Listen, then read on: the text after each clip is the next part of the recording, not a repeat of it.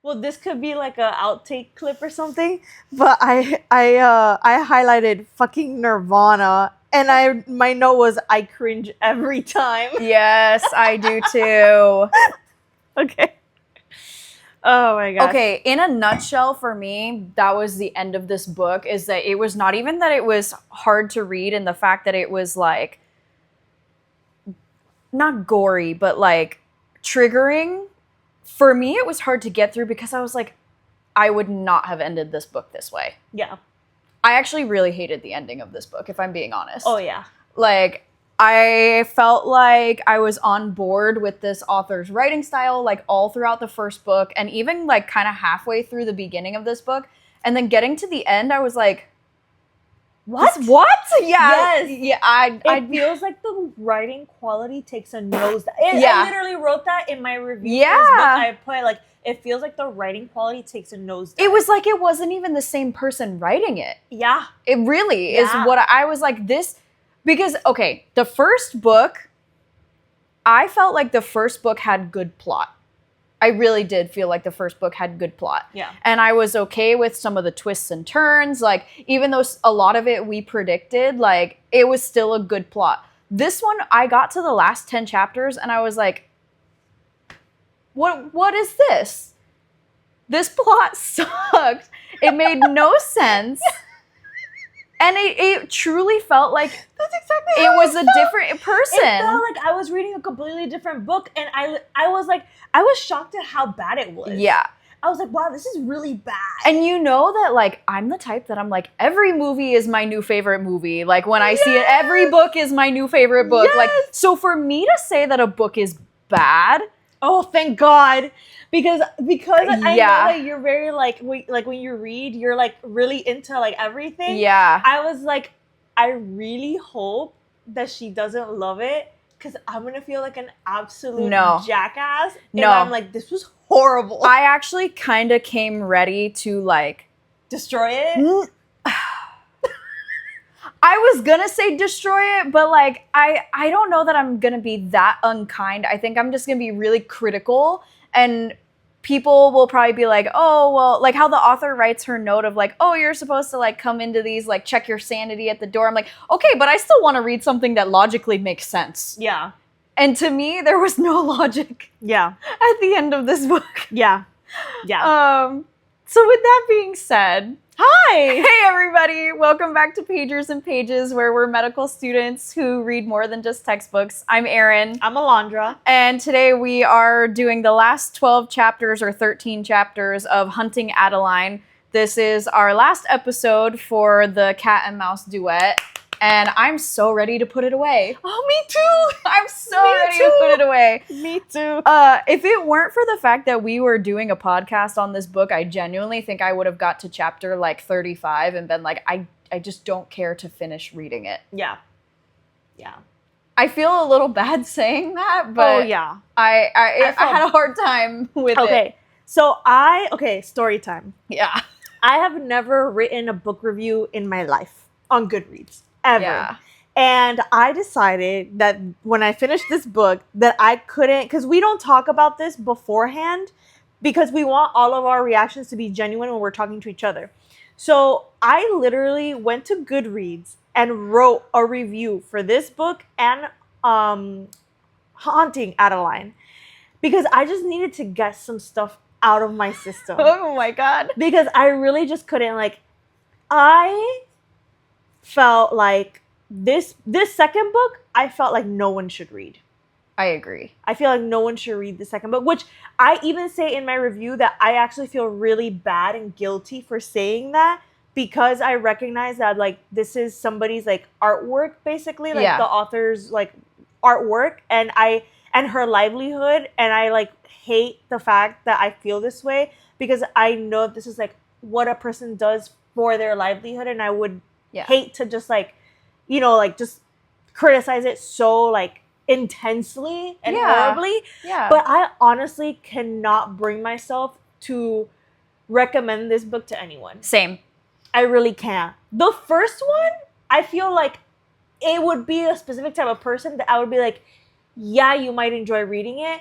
But this second one, just don't think it's healthy for anyone, actually. I think it's actually, like, goes against your health. Yeah. I know I struggled really hard. Like, in this book, there were moments where I just was like, man, like, I don't want to be reading this. And so then I kind of tried to take the approach of like, okay, even though it's not content that I want to read, what can I pick apart about it? And I think that's kind of why when it came to this last chapter chunk, when the writing was terrible and there was nothing for me to pick apart, that I was like, why am I even reading this? Yeah. Like, what am I doing? I'm wasting hours of my life is how I felt reading the end of this book. Yep. Which is kind of like sad in a way, because it was, if it didn't have anything, it did have the fact that like shit was going down. You know what I mean? Yeah. Like plot wise, like stuff was happening. Yeah. But then I felt like the plot fizzled. Yeah, real bad. Yeah, out of nowhere. Because like, okay, I know we're gonna dive into the plot, but just for kind of like broad strokes right now, like the overall with her parents, the plot line with her parents, and then the plot line with the way things ended with Claire, both of those, big swing and a miss. Unsatisfying. Yeah, big swing and a miss. Yeah. And then other broad strokes, like I know we'll dive into it, but like Francesca and Rocco's death, I was like, okay, yeah. They were not satisfying. But it was not satisfying. They were not. None of theirs were. Yeah. None of theirs I was like, were. okay, I'm happy to see that all of these people are dead, Mm-hmm. but like, but it was a swing and a miss. Because it wasn't justice. Yeah, it was a swing and a miss. Yeah.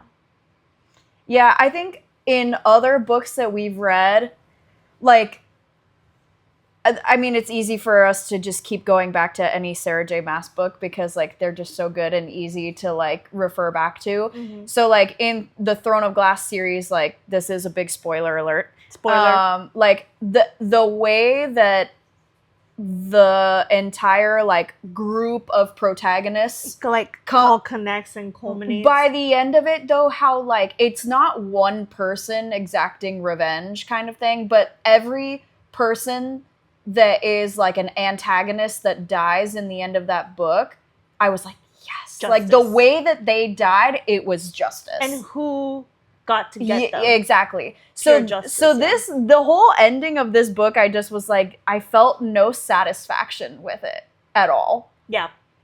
Yeah, I was so glad we're on the same page. Yeah, I feel terrible. Oh my gosh. I always feel terrible, like, maybe this is why I tend to always say, like, oh, like, any movie is, like, a good movie or any book is a good book. Like, you can find merit in them because it's art and, like, but I really just couldn't.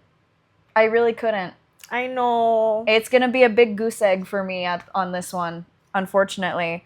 But at least for the people who are, like, listening for plot, like, we can wrap up the plot and maybe we can deliver it in ways that make it a little spicy, a little more entertaining. Yeah, or it adds some of our thoughts. But we ended chapter 30, and that was when she got Francesca and Rocco. Like, they had gone to their motel and, like, kidnapped them and brought them back to Parsons Manor. Yeah, and we really thought that, like, it was gonna get exciting after that. Oh yeah, I was so excited for plot. Yeah, I really was. So we jump into chapter 31, and they're, like, on a plane because they figured out where Xavier Delano is, because he, like, finally came out of hiding to go to a sleazy club. Yeah. Of course.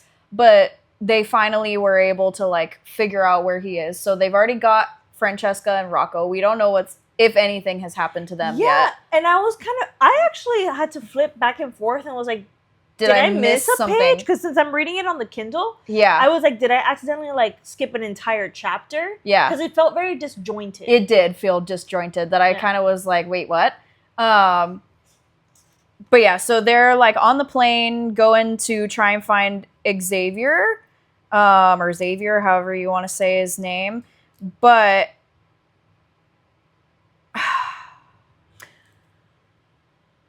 you want to say what? Yeah, you want to say something? So on the plane, they, like, kind of get spicy with each other. Like, they have, like, a sex scene with, like... Okay, yeah. I had a really hard time with this sex scene. Okay.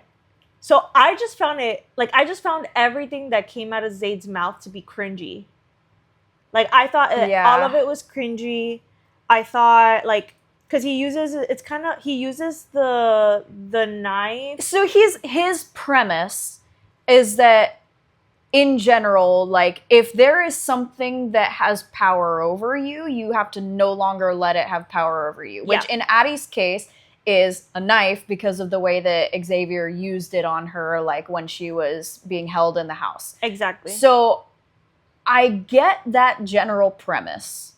But the way that it was executed, I just was like, I don't understand. I don't understand how this makes anything better. So it's like, basically, he's trying to take what was fear and turn it into, like, a pleasure response for her. Like, he's doing this, like, reframing.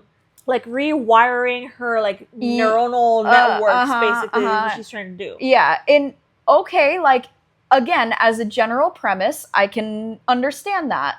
But what ends up happening is that he like, gets her, instead of how you would use a vibrator, she uses the handle of the knife, but his hand is, like, around the blade.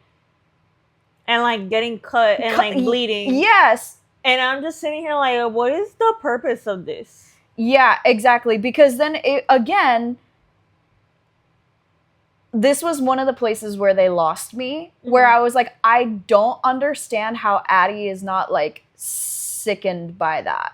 Like, if she was really that upset about the way that Xavier had, like, drawn blood on her, I don't understand why it is now, like, a pleasurable thing for her to see blood drawn from someone Zayd. that she cares about. I don't get it. I don't get it either. Okay, I'm glad that you were just as confused as I was, because I was like, I don't understand. And, like, maybe Zayd is trying to say, like, I would bleed before you would. Like, I would stand in the way of what would hurt you. I don't know. It was just the way it went down. I was like, dang, like, it doesn't make sense to me. I will say, in the beginning of this scene, I was happy and like, ooh, like, we're getting to the point where they're, like, maybe healthy together, because in the last set of chapters, all we had was, like, the car scene, and, like, that was about it for them being able to, like, do stuff together and her be okay with it. So the start of this, that he's, like, trying to, like, make a move and she's kind of okay with it at first, I was like, ooh, great. And then they just got the knife involved in it, and that was when they lost me. Oh, yeah. Completely lost. Yeah. I literally was like, what is the purpose of this? Yeah. And, like, how you said, I understand his thought process, but I was just like, this just seems so dramatic for no reason. Yeah. Like, I was reading it, and I felt cringy. I felt like it was just, like, too much for nothing at the same time.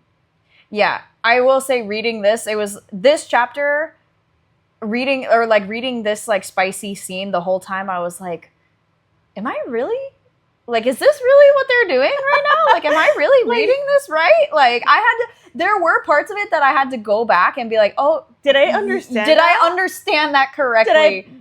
Yeah, I don't know. Maybe I'm just too, like, logical about this, no, like, I don't think so. I really think that I think that sometimes you can write a character that doesn't make sense, and you can tell the reader basically, like, look, yeah, you're right, you should be upset because this character doesn't make sense. Yeah. But dude, everybody doesn't make sense. Yeah. Like, you just can't, because then you lose the plot. Like, yeah. So, like, here's an example. Like, she's basically, like, freaking out a little bit that she sees the knife, which was the first moment that I was like, I'm not a fan of Zayd right now, because he is, like, making her uncomfortable. Yeah, this entire half of the book made me not like him at all. Yeah, I agree. Yeah, which, honestly, I've been a big Zayd fan up until now, so I kind of had a little bit of, like, you're like, oh, I don't feel okay with him. You're like, this is an ick. Yes, it was an ick. But he literally says, like, you're in control. I'm only here to protect your hand. So, like, he's holding the blade, and letting her hand go over his hand. Mm-hmm. And then he's like, instead of allowing this knife to cause you pain, use it to give yourself pleasure instead. So like, that's what we said, that he's trying to do this like rewiring thing. But like, bro, you could just learn to be comfortable touching yourself or letting, you know, like, I don't understand why the knife. Yeah, it's like, oh, because Xavier cut her with knives. Yeah. She has to take a knife and do that to herself now. And I'm like, okay, so has she like not cut carrots in her kitchen yet? Like, Yeah. is that not, like, has she not been cooking? Has she not been, like, you know, has she not been slicing, like, apples or something? You know what I mean? Like, I'm just sitting there, like, because if that's true, you kind of had to show me that. Like, if it's true that she literally can't even go near a knife. Give me a scene. Then give me a scene where she literally can't. Because I could understand this reframing if it was, like, they were in training and he's teaching her to like stab somebody and she freezes like because she's had people cut her with a knife, and then he's trying to teach her to like, because we had the one little montage where he was trying to get her to like picture people like that she wanted to kill instead of the people she already did kill kind of thing back a few chapters, but it didn't hit home that the knife was the problem. You know? So it's like this kind of, it's the trauma, not the actual object. And also I was like, baby, put a glove on. What are you doing? But the part where I really got lost was when she squeezed his hand and made it worse. That was where you really lost me. And I was like, okay, so why would you do that? Like, why would you hurt him? Like, I don't understand that. So, because you were hurt, like, it's like a power thing that it's like, now I am in control and able to be the one that causes pain. But also, that's not healthy. Like, that's not good. It's not healthy. It's not good. There's no positive thing to come from that. It's a very unhealthy way of dealing with trauma. It's a very illogical way of dealing with trauma. I think really it's like it just doesn't make sense. It doesn't make sense. No, it doesn't make sense. I know it. It really does not make sense. Because also, like, why do you want to hurt the well? Zayd has his issues, and he's done a lot of things that I don't agree with, that I think are stupid and illogical and don't make sense to me. Fair enough. But also, removing all of that, in this part of the book, he is like her rock. He has been there. He helped save her. Like, he's allowing her to recover. He's training her. He's doing all these, like, things for her. And it's like, I don't understand why it would bring you pleasure to cause someone who's, like, shown you that they care about you so much. Like, why would causing them pain bring you pleasure? Especially this part where she's like, does it hurt knowing that you can't touch me? And he is like, like it, and she's like, does it cut deeper than the knife? And he's like, yeah.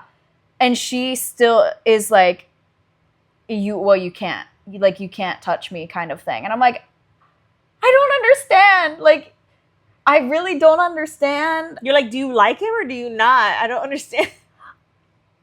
Because at this point, we've had a couple months of like recovery that I don't understand why it's more okay to like cut him with the knife than to just let him touch you. You know? Because it doesn't have to be a sexual touch. It could just be like a hug. It's gotta be, it's all about like a power trip kind of thing. And I think that's kind of where like, I think this is where you get a separation of people's ability to like understand and connect with other people. Because for me, like, I wouldn't look at someone and be like, in order to make myself feel better, I need to have power over you.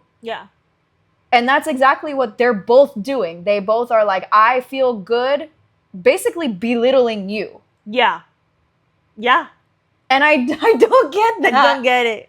I don't get it either. I don't get it because very unhealthy. It is very unhealthy because I think for me, that kind of like intimate encounter is it almost is the opposite of like, instead of I'm going to belittle you, it's more of like, at least like between me and my boyfriend, it's like, oh, I'm going to make you feel better than you made. No, and then it's like, actually, I'm going to make like you feel better. Exactly. So I don't understand this like negative cycle that they're in of like, denying each other and also like actually straight up hurting each other. Like Yeah. I don't get it. Me either.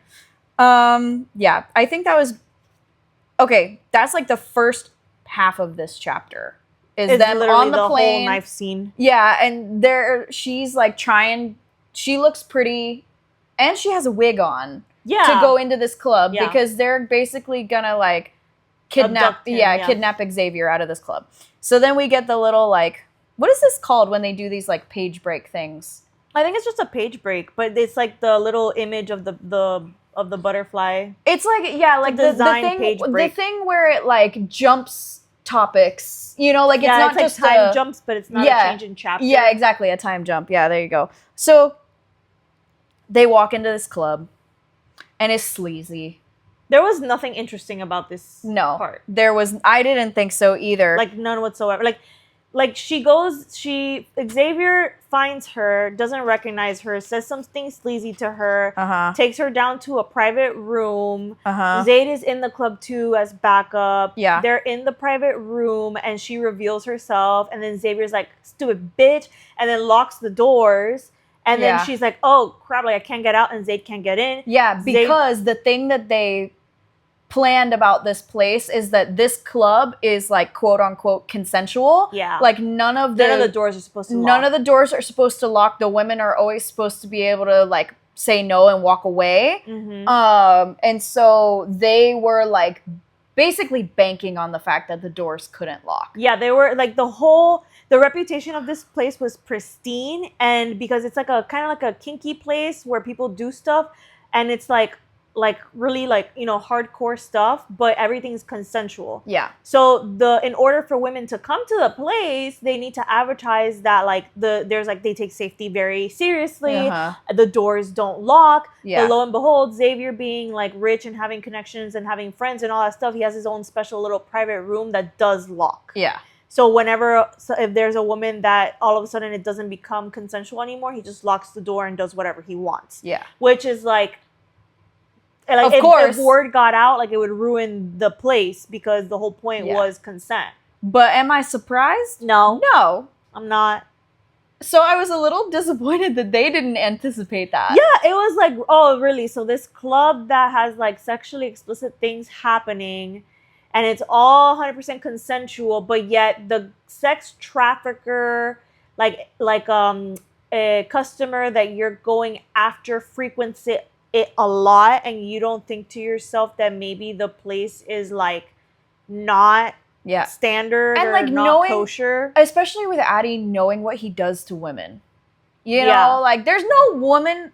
Well, I couldn't think of any woman that would consensually let him do the things that he does. Yeah, the way that he like cut up Addie and all that stuff. Yeah. Like you gotta be not all there, in my opinion, if you're like willing to have that happen to you. Yeah. So I was like, so then part of me is like, so I'm supposed to believe that this is like an elite team of like super intelligent people, and they never once thought like maybe the doors are gonna lock. Yeah. Like not once. Like that was not. Because, and I think also the thing that kind of like made me a little sad is that in this situation, like Addie lost it.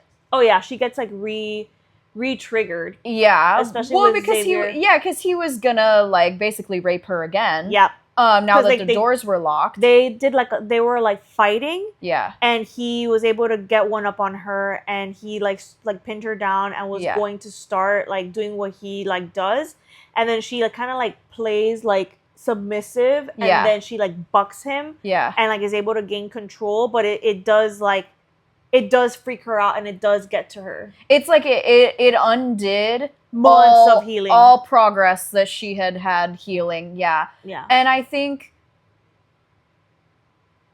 I feel a little terrible saying this, but like I've enjoyed reading other books where like the heroism arc is like healing, and then they like are able to exact revenge and justice. And reading this, I was like, bro, we're like back to square one, you know?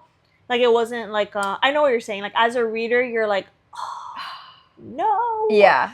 You know? But also I personally don't understand the needing to go get Xavier. Like, why couldn't she just let Zayd do it? I don't know. You know what I mean? Like, because she could have just brought him to the club. Like, he could have. Okay.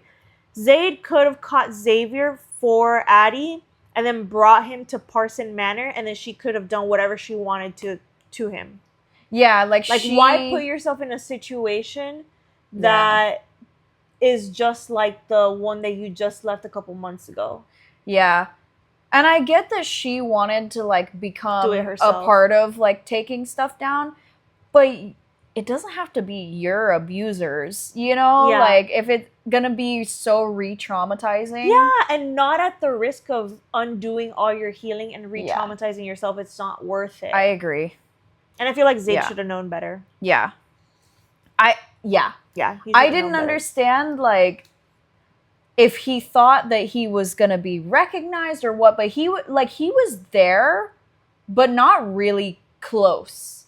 Yeah. You know, the fact that that Addie ended up in a room alone with Xavier, like, you know that he wasn't that close. Mm-hmm. Because the fact that there was time for the doors to lock. Yes, for it to go down of her revealing who she was and then him locking the door, like, we're talking like a couple minutes, you know? So, like, I don't know if Zayd was overconfident in her abilities or was trying not to overstep in her, like, process. I don't really know which one it was.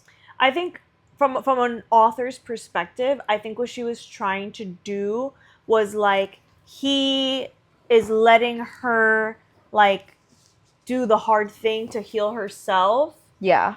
But it just fell flat.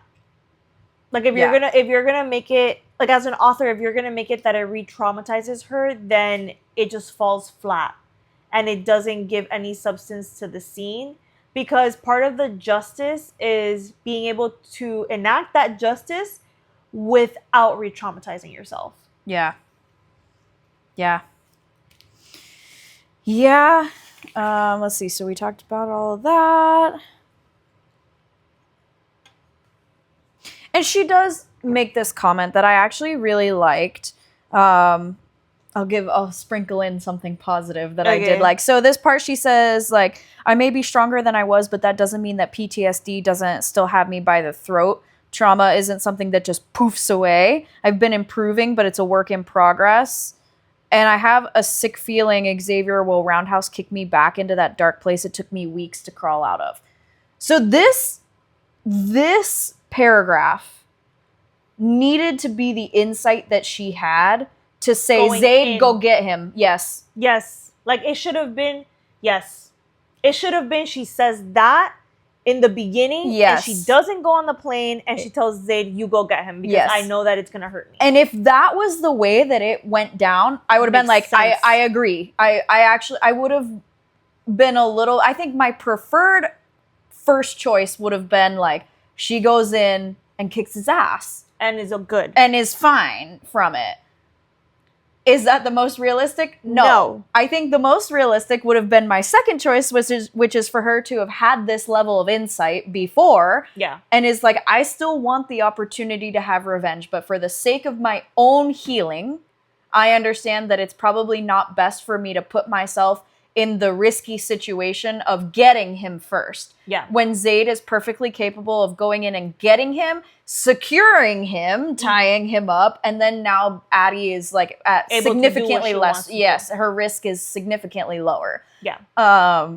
Yeah. So I did like that she had this insight. It just came a little too late. You see, when I read that, that insight, okay, she had it. But I also read that as the author explaining why she re-traumatized Addie. Like, why she's having the reaction that she's having. Like, it felt very like, I'm explaining to you why I made this character go through this, which I feel like cheapens writing. Okay, fair enough. Like, we know PTSD is not something that you, like, overcome. It's not linear, yeah. Yeah. You don't need to explain that. You need to show it. So maybe, like, instead of, like, like, yeah, like how you said, having her have that in the beginning of the chapter so that Zayd goes after Xavier, and then maybe like having Xavier be like tied up and Zayd is presenting him to her, and then her seeing his face and like being very like stoic and like, I'm gonna get you, and then when they lock Xavier up, she like goes and she has like a little mini like panic attack. Yeah. Because she was like, I was right to not try to go get him because look at how I'm reacting. Yep. And instead of telling us PTSD is not linear, you could show us a scene of her reliving the PTSD, but without the irresponsible decision of going into a place that you have zero control over. Yeah.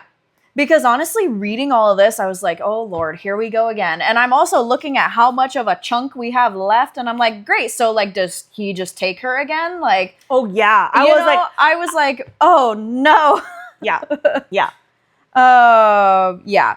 So she basically is able to, like, get one up on him, like you said, by being, like, she feigns, like, giving up. Mm-hmm. And of course, being the cocky asshole that he is, he thinks that he's won. Yeah. And then she's able to like break his nose, kind of thing. Yeah. And then Zayd is able to come in and like, or Jay is able to get them to unlock the doors. Like he figures out his computer magic. Stuff, yeah. And he's able to get the door open. Zayd's able to like help her. But like all of this, the end of this chapter is her like so broken. And Zayd basically like pulling her out of there. Like I'm picturing, he's this big dude. He's got like Xavier over one shoulder and he's like pulling her out by the other hand. And I'm like, I think he realizes that it was a poor decision. I think they both realize it was a poor decision. Which is annoying. He should have known better.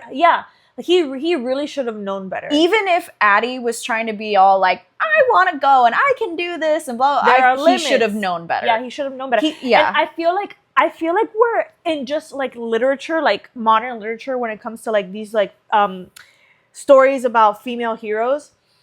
I feel like authors are falling into this like trap where now because you're the supportive partner, you can't have a boundary for your partner.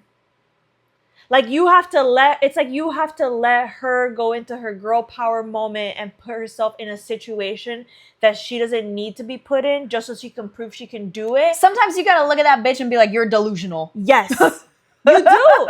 You do. Like being a supportive partner is not just being okay with everything that your partner wants to do or like not do. Like it's looking at someone and being able to have a more outside perspective and say like, you're in the thick of these emotions and I'm here to support you, but I'm also here to make sure that you heal properly and that you're not going to push yourself to a limit you can't come back from. And going to get Xavier in a club where we're going to have zero backup, it's just going to be you and me, and he is surrounded by allies because he's friends with the owner of the club, is simply not a situation to put you in. And I don't care how much rah girl power you want to have, baby girl.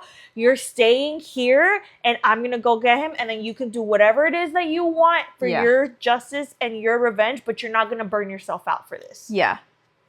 And that's perfectly acceptable. And I don't think I think that's a healthy relationship. Yeah. Because you're not, what's the word?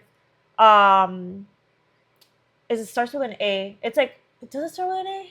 I can't think. Girl, I usually can read your mind, but not on this one. I was gonna say not placating, but it's like having. So the thing about Addie and Zayd is they don't have the trust in each other. Addie doesn't trust Zayd that if he were to say, "I don't think it's in your best interest to go," she doesn't like have that relationship with him to know that he means well for her and like has the thoughts of like what is best for her, you know?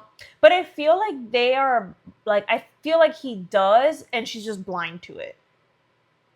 Yes, Addie doesn't understand. Yeah, she doesn't get it. So if he were to say, you've been doing great healing, you've been doing great training, and I agree that I think getting revenge on him could be a beneficial part of that process, but this is not the moment for it. Mhm. And I think we could do it a different way. I think Addie would not be receptive to that. Well, that's too bad. So freaking sad, bro. Yeah, like The man has boundaries for other stuff and pushes her to do other stuff, and he can't push her to sit still and not put herself in danger. Like, come on, cry me a river. yeah. What's the, you know, when you allow someone to just further dig themselves into a hole, it's not. Man, this is gonna bother me. Like you placate them? Like is that Yeah, but it's like you're like condoning their behavior by allowing them to continue those actions. So like let's say that somebody has a drug addiction and you know Yeah. they have a drug addiction and you're keep enabling. enabling. Yeah. That's the word. It was a vowel. Enabling. Yeah, Yes. you're enabling them. Your ESL is showing. Yes, I can't. I was like, what is the word? It's enabling. It's enabling. Okay. I make that I'm joke. so glad. I make I'm that so joke glad. to you way too many times, but I'm so glad that we got that because it was on the tip of my tongue. And I yes, was like, you're right. He is enabling her. Yeah. Because that whole chapter should not have happened. No, it shouldn't in my brain. It should not have happened. and like if you're gonna be this like big papi chulo who just is gonna be the one like you know the boss man, and you can't tell her like no, you're not gonna put yourself in danger for something stupid when I can just do it for you. Let me do this for you. Then I'm like, is your penis really that big? Because it doesn't seem like it is. All the macho manly. all the matter that should have been in his brain went there to his other head. Yeah, exactly. So now this is still the next chapter 32 is from Addie's perspective also.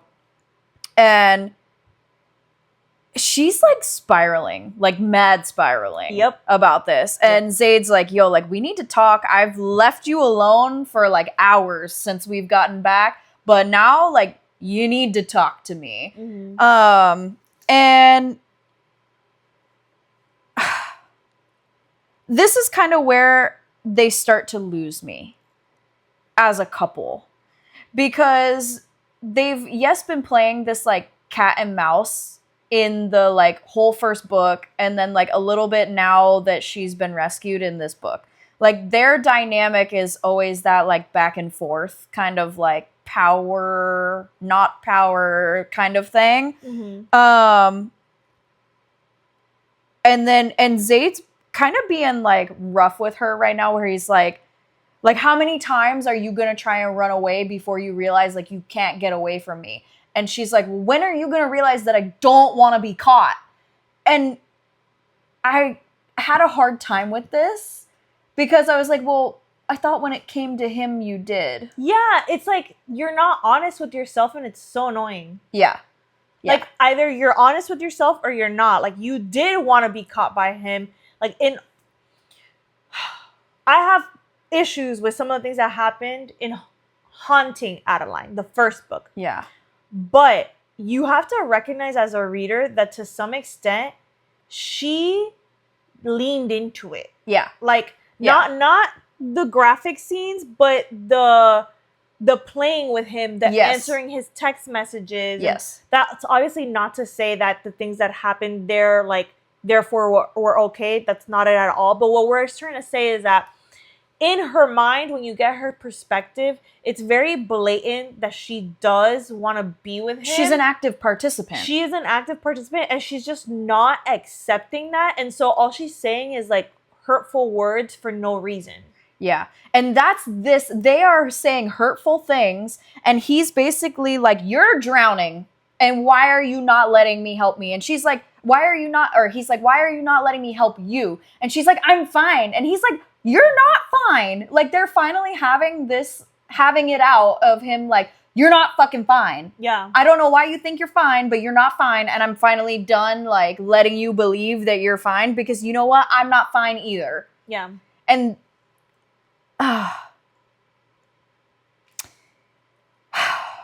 they're having like this whole big fight. Yeah, I'm looking at why I bookmarked this. Because she's trying to be like, I don't need you. I don't need you to do anything for me. And you're like, yes, you do. You needed him to do so much for you. And he says that. He's like, that's what we're not going to do right now. You're not going to try and be like, oh, I'm so tough. I don't need you anymore. After I trained you. Uh-huh. After I rescued you. Yeah. And she half rescued herself, though. Yeah. And then, but also I feel like the last chapter showed us, like, she's not ready to be on her own yet, you know? Yeah, but also, like, why, like, it's like she's being needlessly mean for no reason, in the sense of, like, it's one thing to lash out and be irritable because of your trauma, but it's another thing to just have no insight on yourself. Yeah. Like, am I supposed to think that you're, like she has no insight? Yeah. And Zayd gives her a little bit of perspective that I actually mildly appreciated here, where he's like, you realize that, like, I need you. I care about you. I love you. And I need you in my life. Mm-hmm. And she's like, doesn't say anything. And he's like, do you think that that makes me weak? Yeah. That I need you? You know? And I was like, oh, I actually kind of appreciate the vulnerability of it. Yeah. And because then he's kind of like, you know, it doesn't make you weak.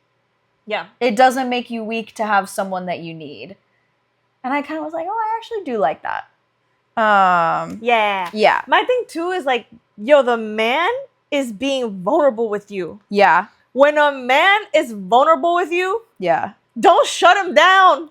Yeah. But I think the timing of this was not great because she's like mid-spiral. Yeah. And so she's just like not really like having any of it. And he like tries to like hug her and she's like, I don't like her inner monologue is kind of like on the one hand, like I want him to hug me, but also like I feel like I'm burning alive right now with him trying to hug me. Mm-hmm. So I appreciate his words.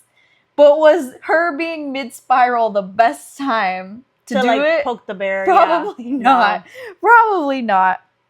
Yeah, and so he's basically just like trying. It's like at this point he's finally like not just leaving her alone. Like he's kind of trying to do something for himself a little bit, which is like actually be like not intimate in like a sexual way, intimate in like an emotional way with her, and she just is still just like, stop fucking touching me, this and that. And he's like, I would rather die.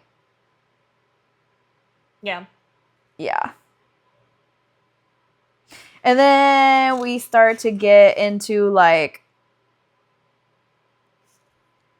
he's again doing this like reframing. Mm-hmm. Because he basically is like, I can tell that right now you're not thinking about me touching you. Mm-hmm. You're thinking about every single one of those other people that have touched you while you were gone, you know, like while you were taken kind of thing. And he's like giving her, like trying to like reframe for her, like,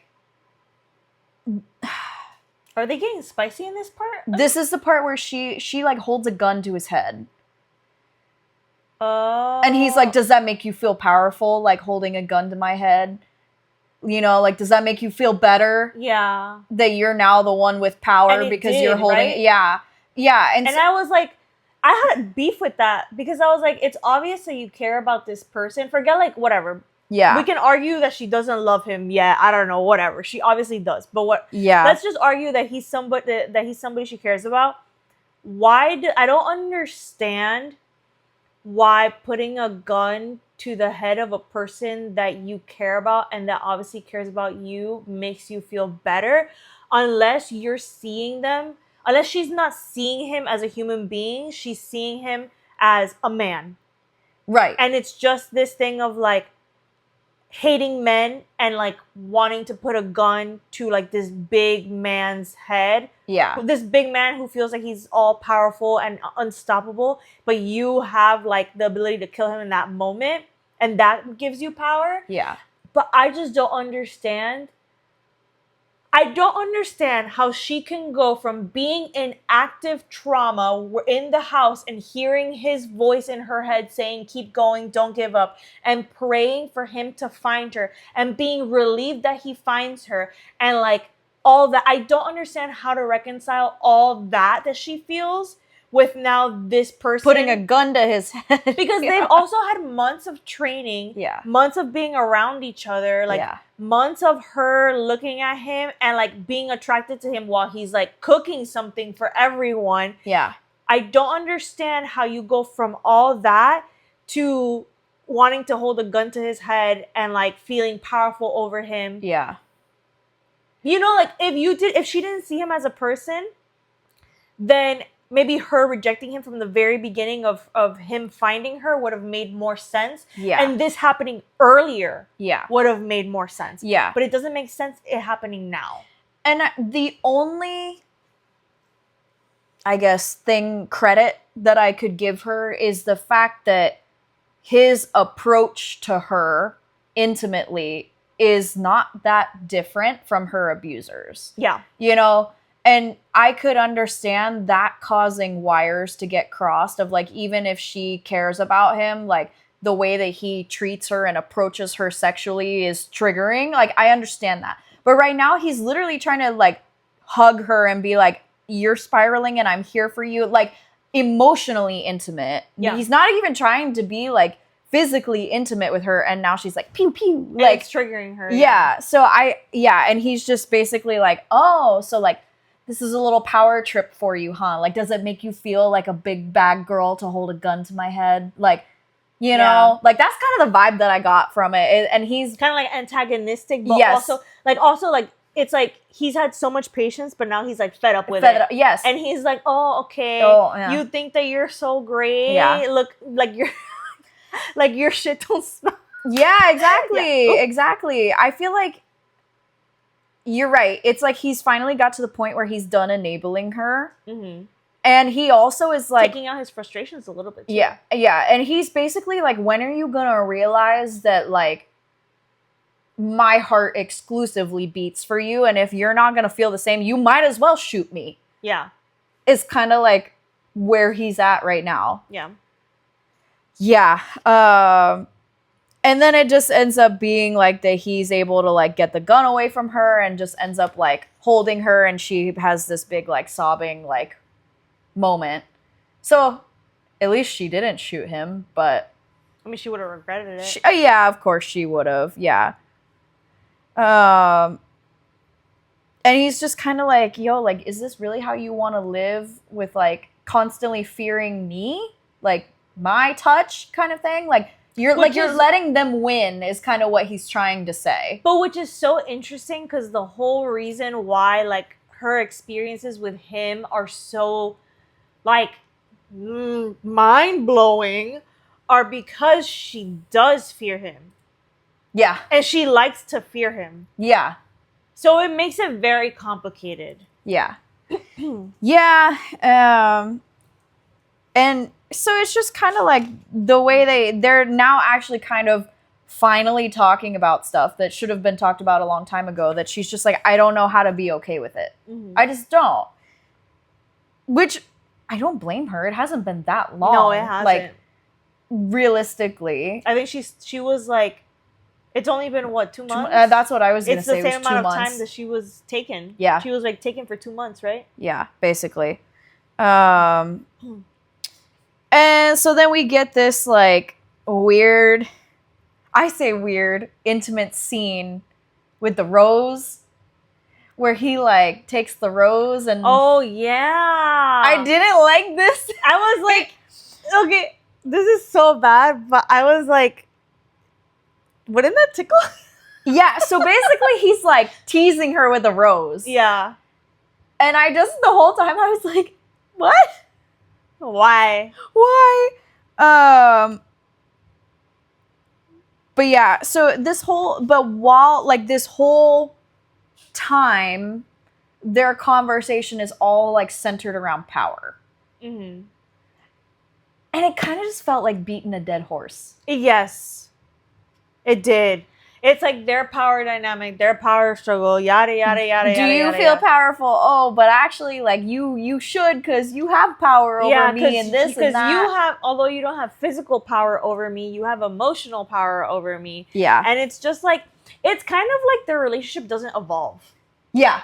And I'm like, so when are we gonna get to the point where there's like actually, it's okay, I get it, like kinky stuff is kinky, but when are we gonna get to the point where it's like you actually display that you love someone? Yeah. Yeah. And like by the end of it though, like she actually does get to the point where she like lets him touch her. Yeah. It started with the rose, and then through their like kind of like power trip convo, she finally is like a little bit okay with him like actually like touching her. Yeah. Which was progress, I guess. So yeah. Then that's how the chapter ends. Nothing really that substantial. No, but I feel like you're right that that was probably what the core of what I was feeling through all the rest of these chapters, is that their relationship is not evolving. Yeah. They just keep going back to square one. Yep. And then you're sitting there like, ugh. Yeah. Do you love each other or not? Pick a freaking lane, bro. Yeah. It's kind of like the whole point of reading about these like books is actually not to read about toxic relationships. Yeah, it's like, to escape toxicity. It's to escape toxicity. So like you Yeah. read a book and you want to see like a healthy relationship like come out of something. And the fact that their relationship does not progress is incredibly frustrating. Yeah.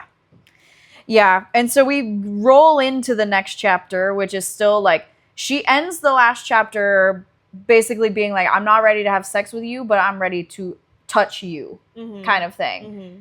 And he was basically like, now it's like, again, it's like every bit of like, treating her like a human has gone away now, where he basically is not treating her any different than people that we read about earlier in this book. And like he literally says stuff about like wanting to see her bleed and like all this stuff that I'm just like, I don't get the blood stuff. I don't either, and I don't get how she doesn't get re-triggered. Yeah. I don't get how it's like it's like picking and choosing what triggers her. Yeah. And it's like, oh, so because it's him, it doesn't trigger you, but at the same time, like, if your mind can't, bear with me. If your mind can't tell the difference between him hugging you and the touch of an abuser, I don't understand how him doing kinky stuff and cutting you doesn't remind you of your abuser again. Oh, I know. The fact that he literally says like, oh, like, I want to see that blood all over my thing. That's the exact same thing that Xavier said to her. It's like, I want to see you bleed. So how come him saying that doesn't re-trigger her, but him giving her a hug, she feels like she's gonna explode? I don't know. It doesn't make sense. Yeah, that's what we're saying. It doesn't make nothing makes sense. Yeah, it's very like incongruent.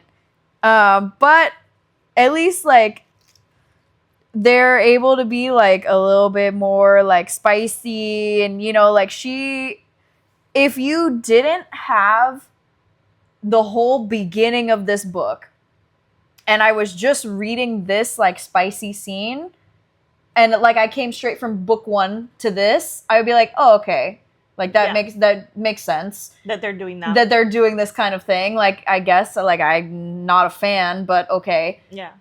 But having gone through the whole beginning of this book, I'm like, I don't understand. I don't get it either. Yeah. So basically, like, he's finally, like, being a little bit more, like, his normal self, controlling of her and blah, blah, blah. And then they get into this moment where, like, they're talking about scars that they each have. And, like, she sees his, like, rose scar and is basically like, it's not my fault. Or it's not your fault what happened to me. Yeah. And he's like, but I feel like it is, and it's my failing. Yeah. And so they have like this kind of little bit of like emotional vulnerability that she's like, we both need to stop trying to like feel blame and shame kind of thing. Like what's happened has happened, but we need to move forward and heal. Yeah. And then that's kind of like how it ends. Yep. So they were able to be a little bit more spicy. The road that we got there, I was like, I don't understand. Was that just him talking, or did he cut her in this one? This is just him talking. Okay. Because it was like he bit her lip when he kissed her, and then her lip was like bleeding a little bit, and then he was basically saying like, put that there. Yeah. Kind of thing. And I was like, I don't get the blood stuff. Maybe it's because we've actually like, because we do medical stuff. Because we're in healthcare, maybe we're like, blood is gross. Yeah. You wear as much PPE as possible. Yeah, you don't know what's floating around in somebody's bloodstream. No, you don't. You know, I mean, yeah, I was like, maybe that's part of it. But also, like, okay, this is so funny to, like, discuss. I don't know if I've ever told you this before. Okay. I have no problem with blood. Okay. I'm going into a surgical specialty. Yeah. Like, I have no problem with blood. But I don't like talking about blood. It makes my knees feel funky and my hands, like, kind of feel weak, which is, I imagine how some people feel when they see blood. It's so funny. Like, in the moment, like, if I'm operating or, like, if someone comes into the emergency room and they're, like, busted up, like, it doesn't faze me whatsoever. Or even, like, if my own blood, because, like, my dad will be like, oh, I don't mind seeing other people's blood, but he freaks out because he's like, oh, that's supposed to be inside my body. Yeah. So, like right now my feet are numb. Really? Yeah. So it's so funny because That's so interesting. It's so interesting, and that is just the way my brain works. Is I hate talking about blood, and so reading this, I'm like, I don't understand how there's like a fetish around blood. I don't get it. You're like my feet. I'm going weak in the knees. This is making me nauseous. I'm going weak in the knees, but not for the right reason. No, not for the right reasons at all. Yeah. So I don't know if I've ever told you that before. No, I didn't know that at all. That's interesting. Yeah, I don't know why. It's almost like I start to like overthink it or like be more like cognizant, and then it's like I can feel my own blood like pumping in my body, and I'm like, I guess like just to something that you probably don't know that I feel is like, you know how like, yes, like in surgeries, like you're like retracting and pulling stuff. I have this thing where like in surgery doesn't matter, but like if I see somebody's skin being pulled, it irks me. Like, you know how if somebody has loose skin and they like tent it up and they pull. Oh. I don't know why, but I'm just like, ugh. Like whenever, okay, you know the superhero that's like Elastic Man or something? And they're like, and it's like the CGI that they like expand their skin. I'm like, oh, stop it. No, I didn't know that was a thing for you. So now you know. There we go. I feel less vulnerable now. Thank you for sharing. There you go. But all that to say, this whole time, like, I had a hard time with it when Xavier had his scene of like, and now we gotta do it again. And now I'm like, no, like, I don't understand why we keep coming back to this. I thought we were done with this. Well, you know, okay. Have you seen the SNL skit? That's them. It's a family. It's a white family in Jamaica for vacation, and they go to a Jamaican church, and the pastors are singing "Under the Blood." Because they're singing about like Christ and stuff. I have to find there's an original video that's not the SNL cast, that it's literally truly like a Jamaican pastor like doing like a whole reggae song about like Christ and under the blood. I would pass out. It is so like so, and then the SNL skit like recreated it very well. And I have to show that to you. Yeah, because now that we're talking about this, like all I'm hearing is under the blood. Okay. No, I've never seen that. Okay, let's get Aaron's feet to function again. Yeah, let's please. stop talking about it. Okay, so now we get to chapter 34, and I'm pretty sure this is the chapter that I have mega beef with. Oh, really? Oh, I'm interested in hearing this.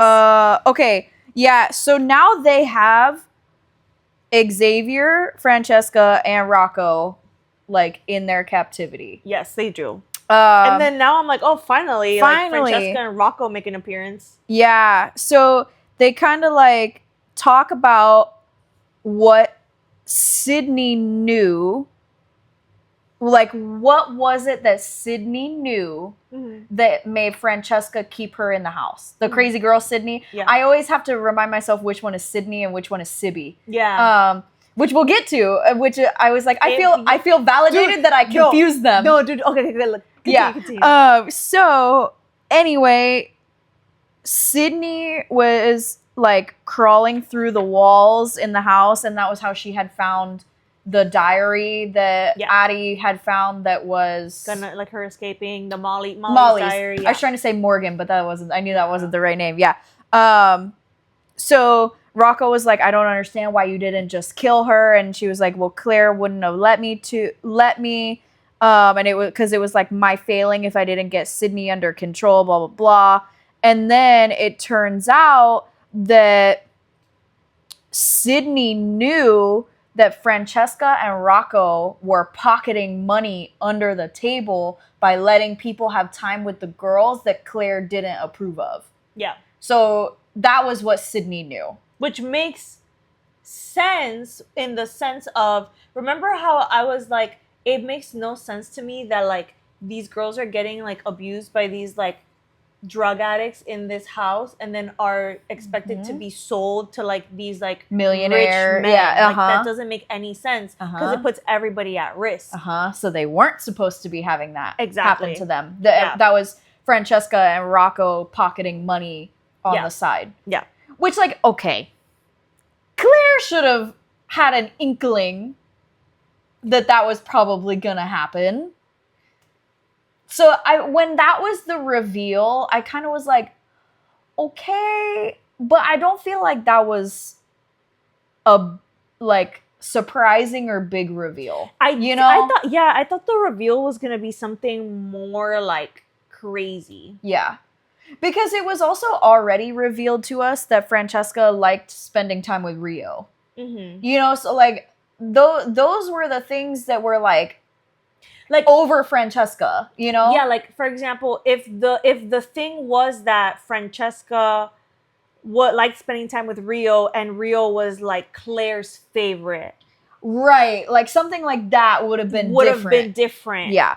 But I mean, like, if I was Claire, I would be like, am I one bit surprised that these sleazy people I'm having run a house for human trafficking are like doing lying. Sleazy things? Yeah, like, am I surprised? No. Especially when the house is like a drug house, basically. Yeah.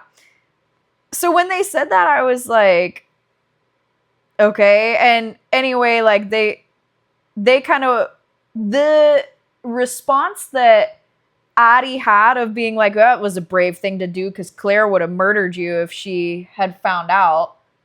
I was like, would she? I don't know. Like, it just felt maybe she would have, because it's like what I'm saying. Like, you run the risk of these like millionaires getting like STDs an STD, and then if it comes back that it was from that house, then it's one of those things of like, so it's, for lack of a better word, since they're treating people like product, it's like getting sold a bad product, and then like their whole business model goes out the window. Yeah, fair enough.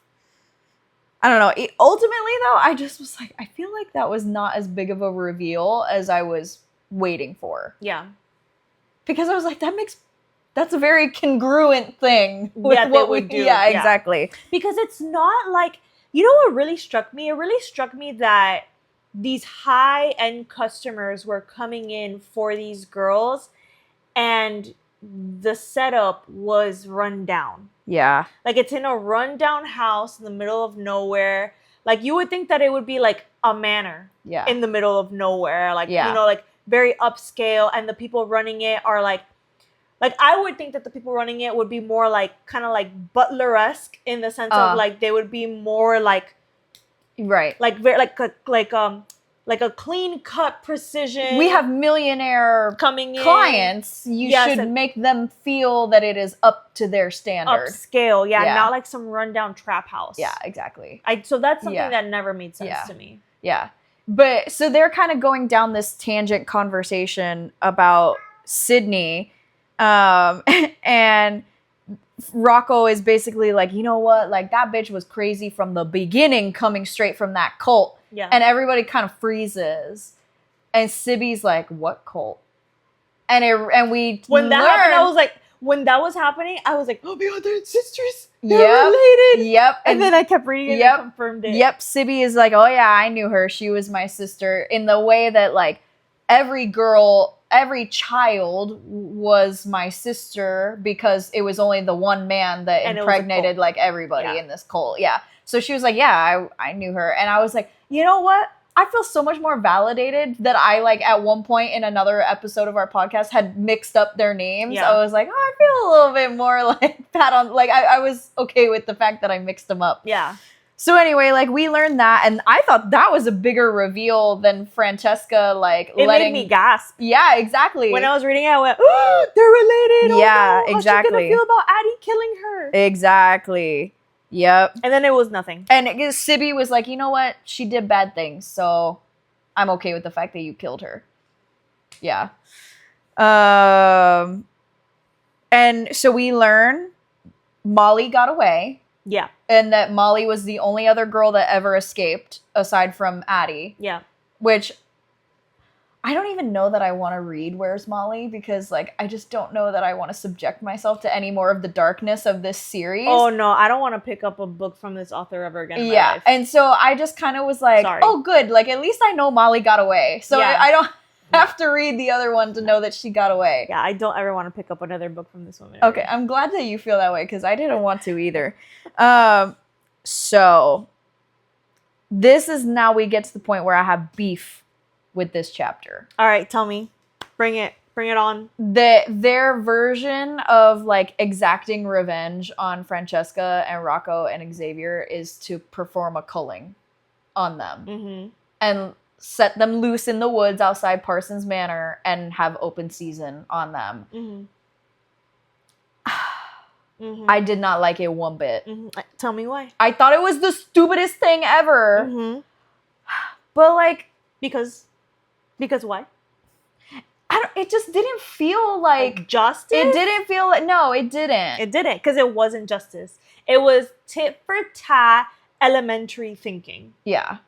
Is what it was. Yeah. Because that is not justice. No, it's not. Justice would be maybe like, I felt like before they went after Xavier, they should have dealt with Francesca and Rocco. That's his name, right? Yeah. Rocco, like, together. Like, they should have taken them out. Like, the fact that we take a complete pause from getting Francesca and Rocco and then jump to Xavier to then have them all three come back together just feels very disjointed to me. Yeah. Personally, I feel like Francesca and Rocco, like, it would have been more justice for them to, like, have a meeting with the survivors and tell them, like, what would you like to be done? And, like, have the survivors... Like Jillian and Gloria and, And have the survivors have, like, kind of like a... You know, we vote. You know, like, in court when there's a victim impact statement? Oh, yeah. And it's cathartic for the people who have been victims of a crime or their family member. I feel like there should have been something like that. And then I just feel like them going through one culling is just so easy. Like, they got off so easy. It's like, yes, you make them feel the fear that you felt going through the culling. Okay, fair enough. In the exact same way. They feel the exact same fear. However, I didn't... Maybe it was just the way that I read it, but I actually didn't feel like the culling was the worst of their crimes. I understand. And so that's not what I felt like they should have had to face up to.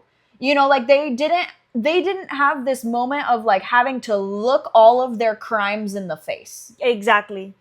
You know? Exactly. They never faced, like, true judgment. Because, like, yes, the culling was traumatic for Addie. And the things that happened to Bethany and Phoebe in the culling, absolutely terrible. Yeah.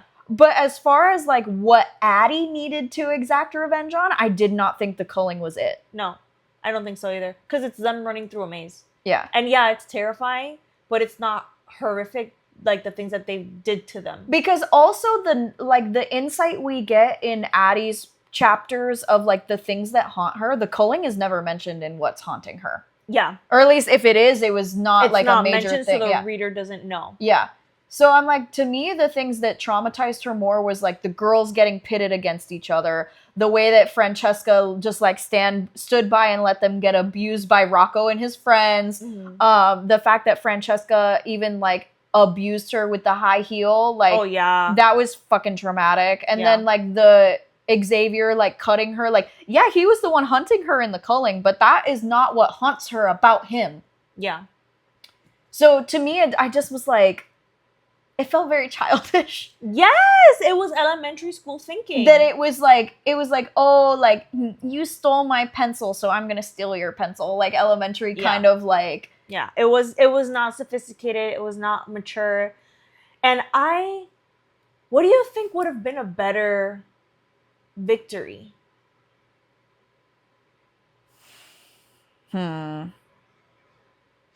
Xavier should have had a slow bleed out. That man should have been strung up and slowly cut and bled out over like days. Mm-hmm. I think that would have, especially because in the scene that we had where Addie was basically like, I'm ready to die before she like escaped from the house, Xavier was like, I'm gonna buy you and like I'm gonna bleed you to death kind of thing. So like I think that would have been more justice. Especially since we know that what haunts her is all the cutting and the scars. Yeah. So, let's see. What would have made sense for Rocco? He was kind of a doddle head. He just deserved to die. Yeah. So, like, for him, I didn't really care. And I was actually okay with him in that it was Zayd that kills him. To me, it didn't make sense that Sibby's the one that killed Francesca. Yeah. Because they set up this culling where it's like Zayd, Sibby, and Addie all go hunt the three of them. Yeah. So it didn't make sense to me. Okay. I feel like I don't understand how she felt like she got her revenge when she wasn't the one that like got Francesca. There is a special kind of like rage and justice that is needed when a woman does something horrific to another woman in a way, in a horrific manner that only women will understand. Mm-hmm. And what Francesca does to Addie, I feel like that it was personal. Yeah. So the only moment that I enjoyed about this whole scene is that Addie breaks off like a high heel and shoves it down Francesca's throat. That, I was like, oh, okay. That was like justice. Yeah, that one, because that scene where Francesca like got her with the heel, I was like, oh, like that. It was horrible. Tainted my soul. Yeah. That one was terrible to me. If you could alt delete. Yeah, exactly. Like if I could choose one thing to like unlearn about this book, for me, it would be that chapter. You know what I would do for Rocco? I would have Zayd put him in a prison and then spread a rumor around not even a rumor. Well, we don't know if he was actively involved in child trafficking, Rocco, but you could imagine. And I would spread a rumor that he was like a pedophile in jail, in the jail that he's at, and let the inmates do what they need to do with him. Is that a thing? What? That inmates take out pedophiles? Yeah.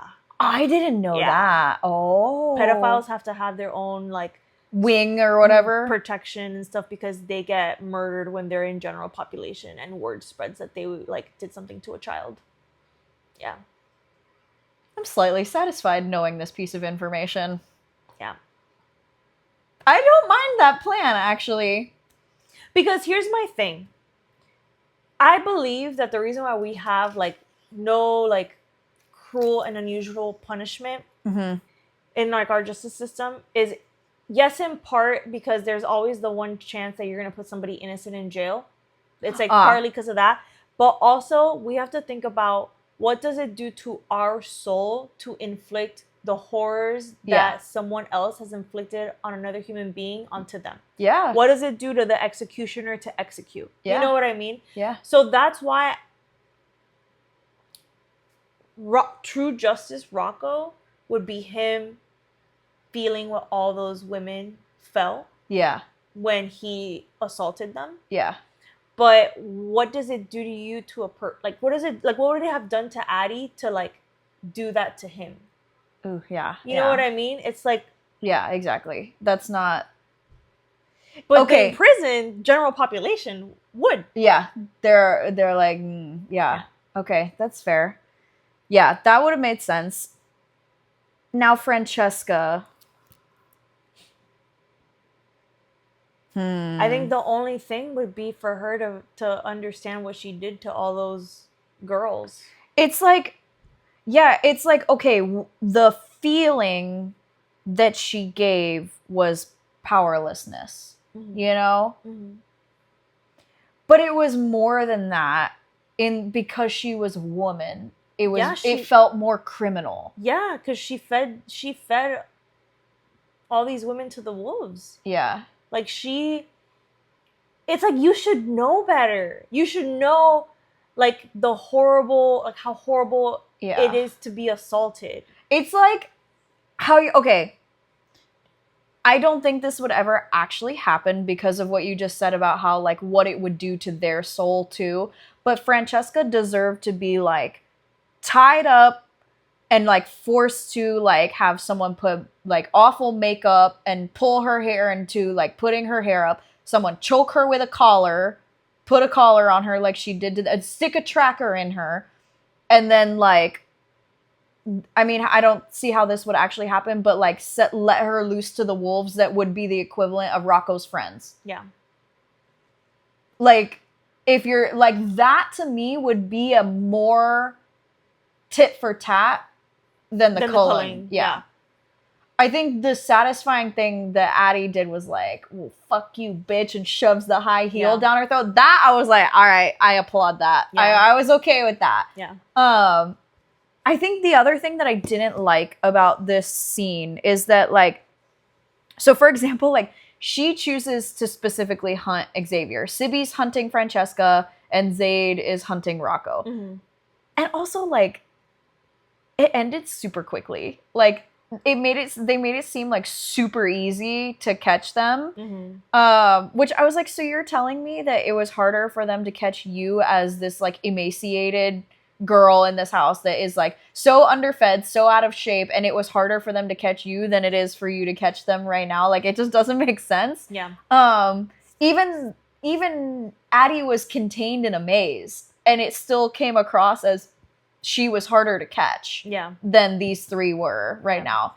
But we get this like little moment where Xavier's like, somebody help! And she's like, well, that's fucking embarrassing. Like, Addie's like, well, that's so embarrassing. And then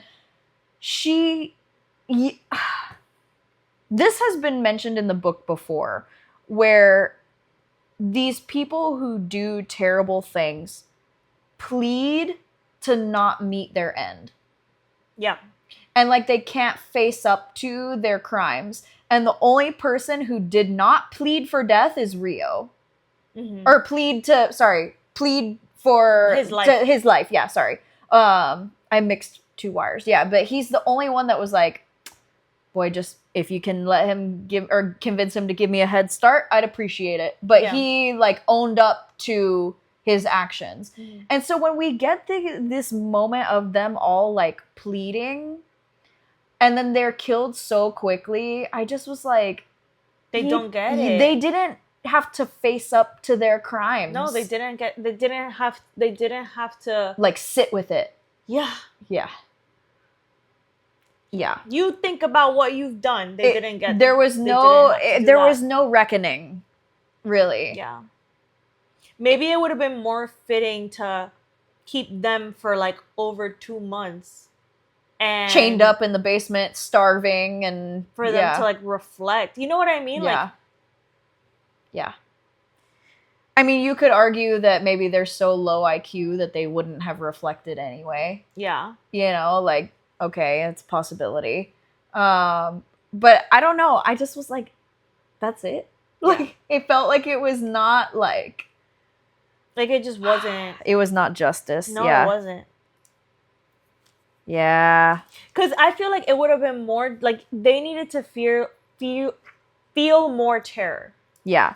Like, it would have been, like, for example, if maybe they caught Francesca and Rocco, and then they did what they did with Francesca and Rocco, and they offed them. I was gonna say, And then they give them both rocks, make them stone each other. Oh, the two siblings against each other. Because they're the ones that made... whoever lives will get to go free. And then kill them. Yeah.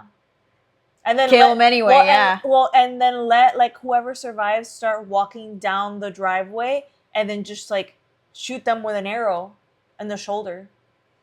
Yeah. And you give them the hope of escaping, and then they don't. Yeah. That, you see? See? Better. That would have been a good one. That would have been a better, like, let them twist. Let them experience the, like... the betrayal, the being turned against each other.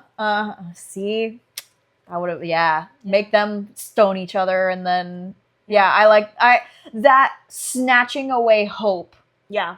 It's that. Mm-hmm. It's that. Yeah. The betrayal and then the snatching away hope. Yeah. Yeah. Dang, that would have been good. Okay. And then sending Xavier, like, to his address, their, like, something of theirs. Like, their, like, heads or something. Oof, so that Xavier is like, you're next. Yeah. But then you time it so that just as when Xavier gets the package, you're already there to grab him so he can't escape. Ooh, so he has the fear of being like, oh shit, and then having to, like, go and, like, do... Because that's what I loved about the scene at the auction where they, like, unfrosted the glass and made it... They all saw Zayd going, like, one by one. Like, that their moment of... I know. Coming. I was gonna say. I know. I say that word a lot, but, like, that's the only word I can think of. Like that. It's So what I really didn't understand is why they thought the most satisfying thing that they could do to Xavier was for Zayd to get Addie off in front of him. I don't think that. I think that was just Zayd wanting to do it. I just was like, I don't get it. I think it was Zayd wanting to do it because it was like a power play. It was a power play, yeah. Because it was like, you did all these horrible things, and I know. Maybe it was like maybe it's like Xavier and Zayd are kind of cut from the same cloth in the sense of, like, he's like, I understand the way that your mind works, and I know that what you always wanted was someone to accept your depravity. Yeah. Because what I always wanted was for somebody to accept my depravity and love me because of it, not in spite of it. Yeah. And the girl that you tried to buy and force that onto will never be yours because she's mine. She loves me and my depravity. Yeah. And the fact that we learned that, like, Addie... We already knew in previous chapters that Addie never said Xavier's name, no matter how much he tried to get her to. Mm-hmm. But now we learned that she actually said Zayd's name in her, like, encounters with him. I was like, oh, like, I'm kind of surprised he's alive. I was about to say, I'm surprised he didn't kill her right then and there. Yeah. Yeah. So I don't know. That whole situation, I was like, I don't know how I feel about this. That he's, like, bleeding, hit with an arrow, and, like, it's more devastating for him to see Zayd, like, getting her off and getting her to say his name. Like, that's what is the most torturous thing for him. Which I felt was kind of, like, also elementary in a way. Yeah. Because it was like, I understand, because I just went through the whole thing and I understand how the mentality works. Yeah. But it felt very tit for tat, and also... Xavier never did anything to make me think that Addie was special to him. No, she was just the treasured, the valuable one. She was just the next one in a long line of, like, other ones. Yeah. So I just, like, it would have been more so if, like, Xavier had tried, like, if Xavier had presented to Addie, like, not a good guy, but, like, a better option. Yeah. Like, if he had been like, look, I am gonna buy you, but this will take time. But you're gonna fall in love with me, and we're gonna do this and that. And then it was only at the very end that he showed her just how depraved he could be. Yeah. And so then it would make this more valuable because you saw him trying to chase after her affection. Whereas what really was said is that he was like, I'm gonna buy you so that I can actually, like, bleed you dry. And I was like, what the fuck? Exactly. Like, yeah. So, yeah. And then we actually get this scene of her saying, like, fucking choke on it, bitch, and shoving the heel down Francesca's throat. And I was like, okay, I liked that. I was okay with that. Also, Yeah. we cut Max's manhood, but we don't cut Rocco's. Yeah. Yeah. I don't know. And it's just, then we get, like, of course, Xavier's, like, pleading for his life, blah, blah, blah, and then so they all end up dead. Yeah. But very quickly. Very quickly in one chapter, and it's, like, not very cathartic. Yeah. Yeah, I have beef with that chapter. Because I was like, okay. When the chapter started that all three of them were, like, basically chained up in the basement, I was like, ooh, okay. Like, so we're about to get, like, torture or something. And Crescent City had more anguish than this book, and this book is darker. Yeah. You're talking about, like, the torture scenes in those books? Yeah. Yes. It was more that was high rough. Stakes. It was more high stakes than this. Yeah. This is dark. Yeah. I felt like it was not creative. You took the words right out of my mouth. I was about to say that it was lacking in creativity. Yeah. Which I also kind of feel bad saying, because I know that this author, like, this is their livelihood, but, like, I just can't help it. It's my opinion. Yeah. I'm sorry, man. Everybody's entitled to an opinion. If she watches it, like, dude, I'm sorry. Yeah.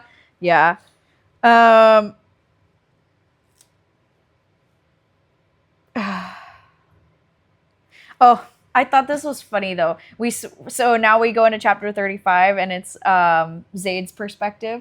And it just cracked me up that he's, like, grumbling, because after they killed the people in the woods, Sibby thought it would be fun to play Frisbee with Francesca's body parts. So then we had to, like, scour the woods to pick up all their body parts. Very Sibby thing to do. And I just thought that was fucking funny. Very Sibby-like, yes. For sure. So, yeah, but I just have a good, like, a soft spot for Zaid in this moment where he's talking about, like, I understand that, like, Sibby doesn't really have any friends outside of us. Like, we are her, like, now family. Yeah. And so, like, even though it drove me fucking nuts that she decided to just play Frisbee with the body parts in the woods, like, I still am, like, nice to her and, like, she's care like about a little her. sister now. Yeah, she is like a little sister now. Yeah. Let's see. So now he's going to, like, talk to. This is the chapter. We're going back to the blood now. Oh gosh. That I had even more beef with. This is the chapter. Under the blood. If I wasn't lost already, this is the chapter where I truly was like, I want to stop reading. Okay.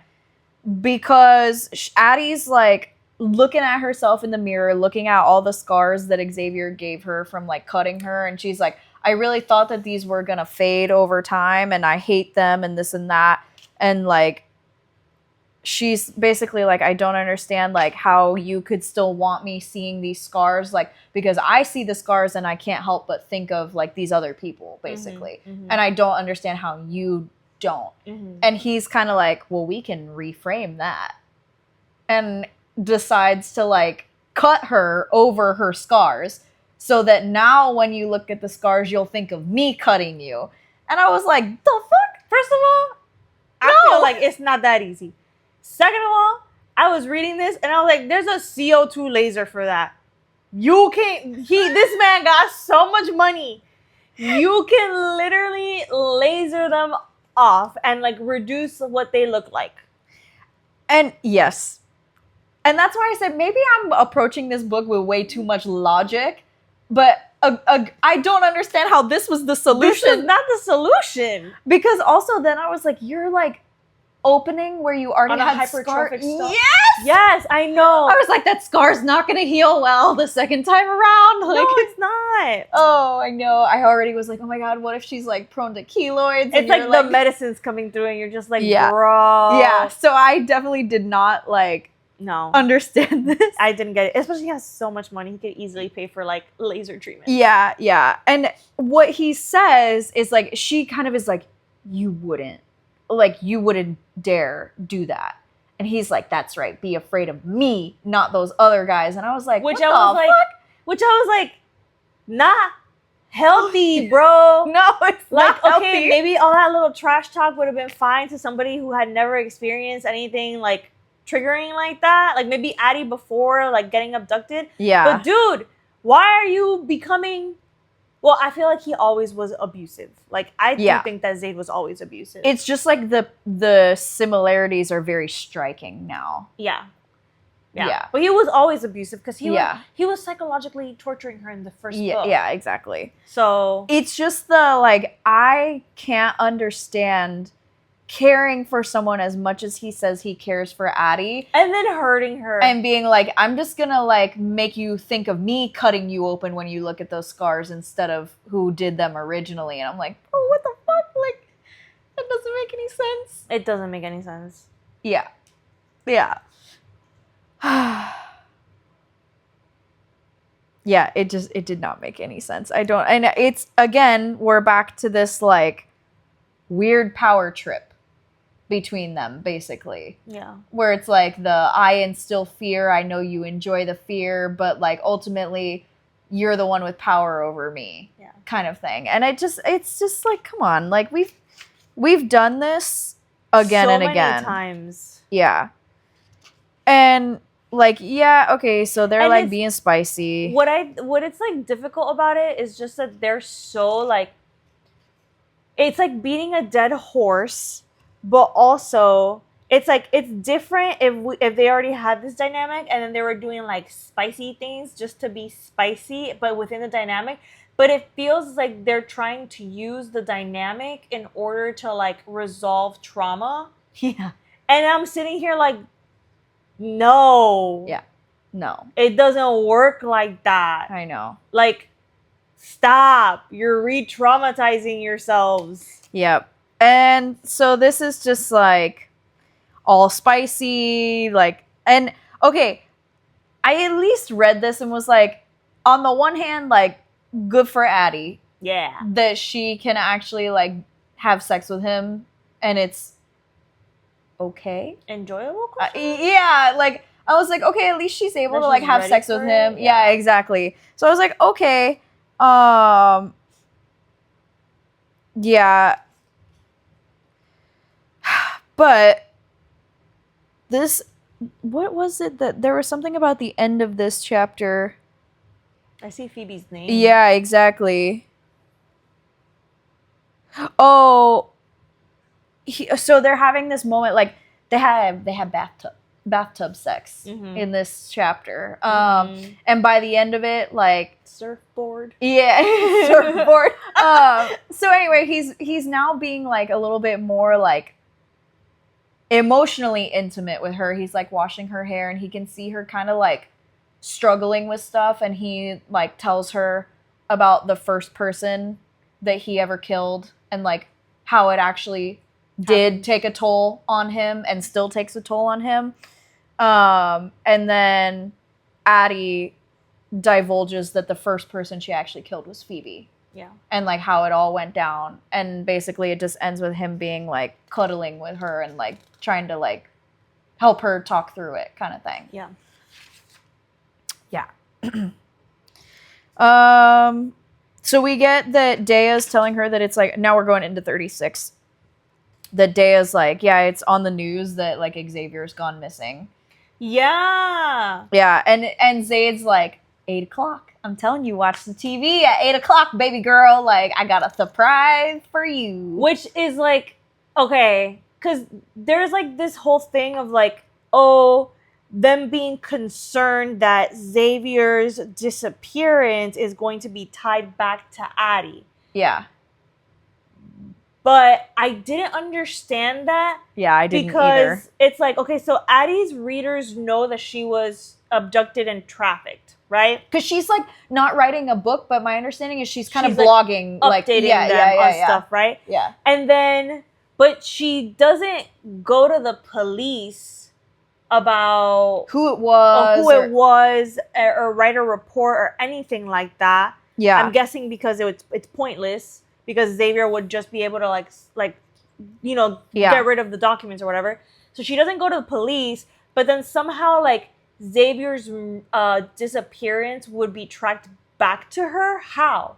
Yeah, I don't know. It didn't make sense to me. It didn't make sense to me either, because I feel like if I were the cop investigating that, I would be like, okay, like, yeah, you made national news as like a victim that survived him, and I would come talk to you to get like insight about his like comings and goings and like where he could be. Did he mention any names, like, you know, like anything? But I don't think I would look at Addie and be like, yeah, that bitch did it. Yeah. No.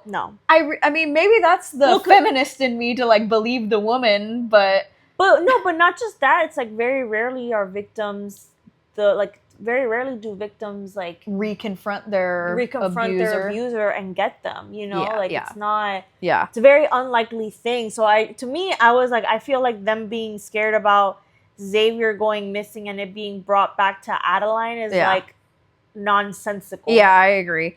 But anyway, Zayd basically like hacks into the national news and does his little like hacker voice, like like V for Vendetta, Z for Zayd. Exactly. He's like in his hoodie with his mask and stuff and hacks into the national news and is basically like, I'm Z, this is my organization, Xavier Delano is someone involved in like dirtbag shit, so I killed him, and anyone else who has been involved in this stuff, like he did the like Nesta coming out of the cauldron. He's like, I'm coming for you kind of thing. So I was like, okay, I don't think Addie was really in harm's way of being blamed for him going missing, but okay. So now we know that at least he's like taking the fall for it.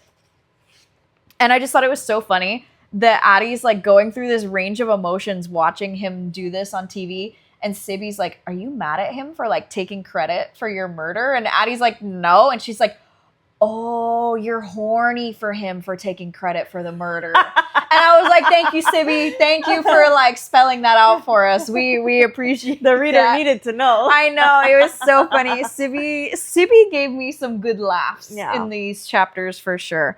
Sybil. Yeah, I know.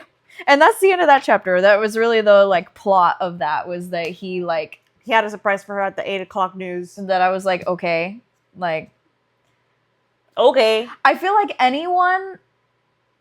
It's like the book just became okay. Okay. I guess, yeah. And then what happened? Because also, like, if I was Claire or anyone in that, like, dark web of the world, if someone goes missing or is murdered, like, you assume that it's this big bad organization that is taking people out for their crimes.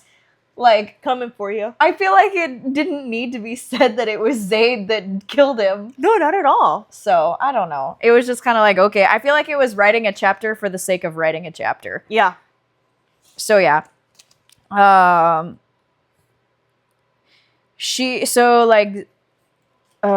This chapter, I didn't really mark much in the beginning.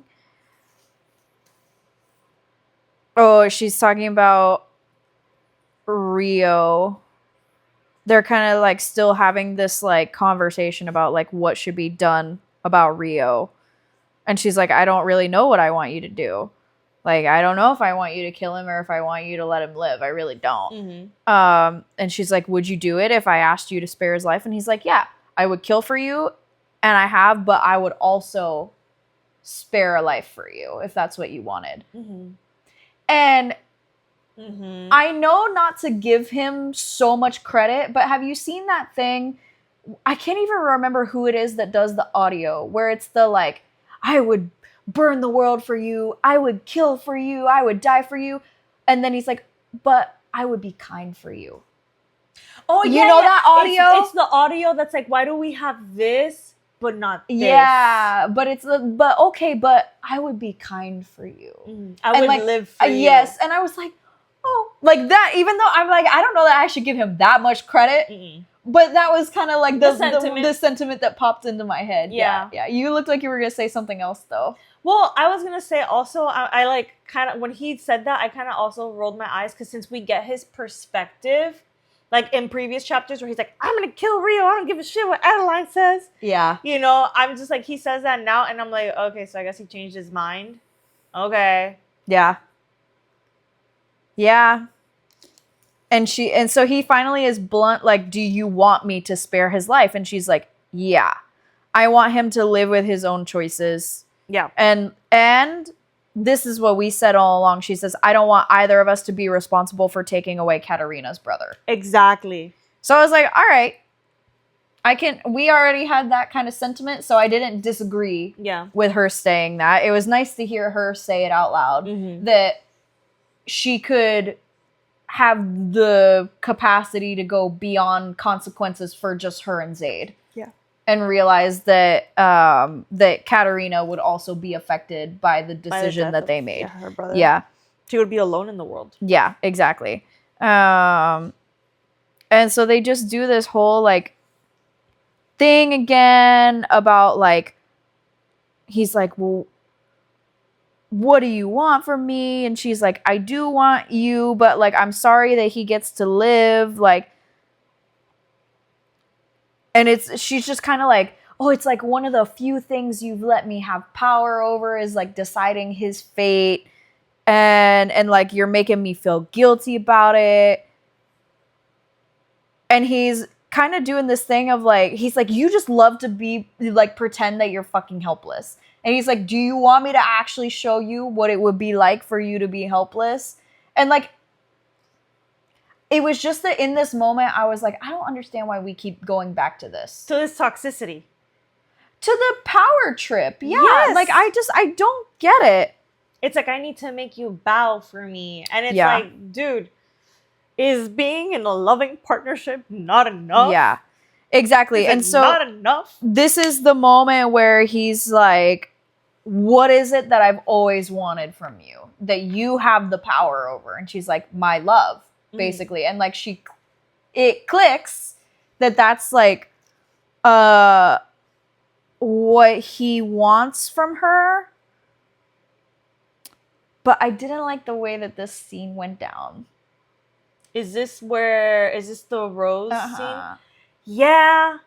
I was like, yeah, what's the point of this? Yeah, so as we know previously that Zayd, like, when Addie got taken, that he, like, shattered a mirror and, like, carved a rose on his heart as part of his, like, guilt trip.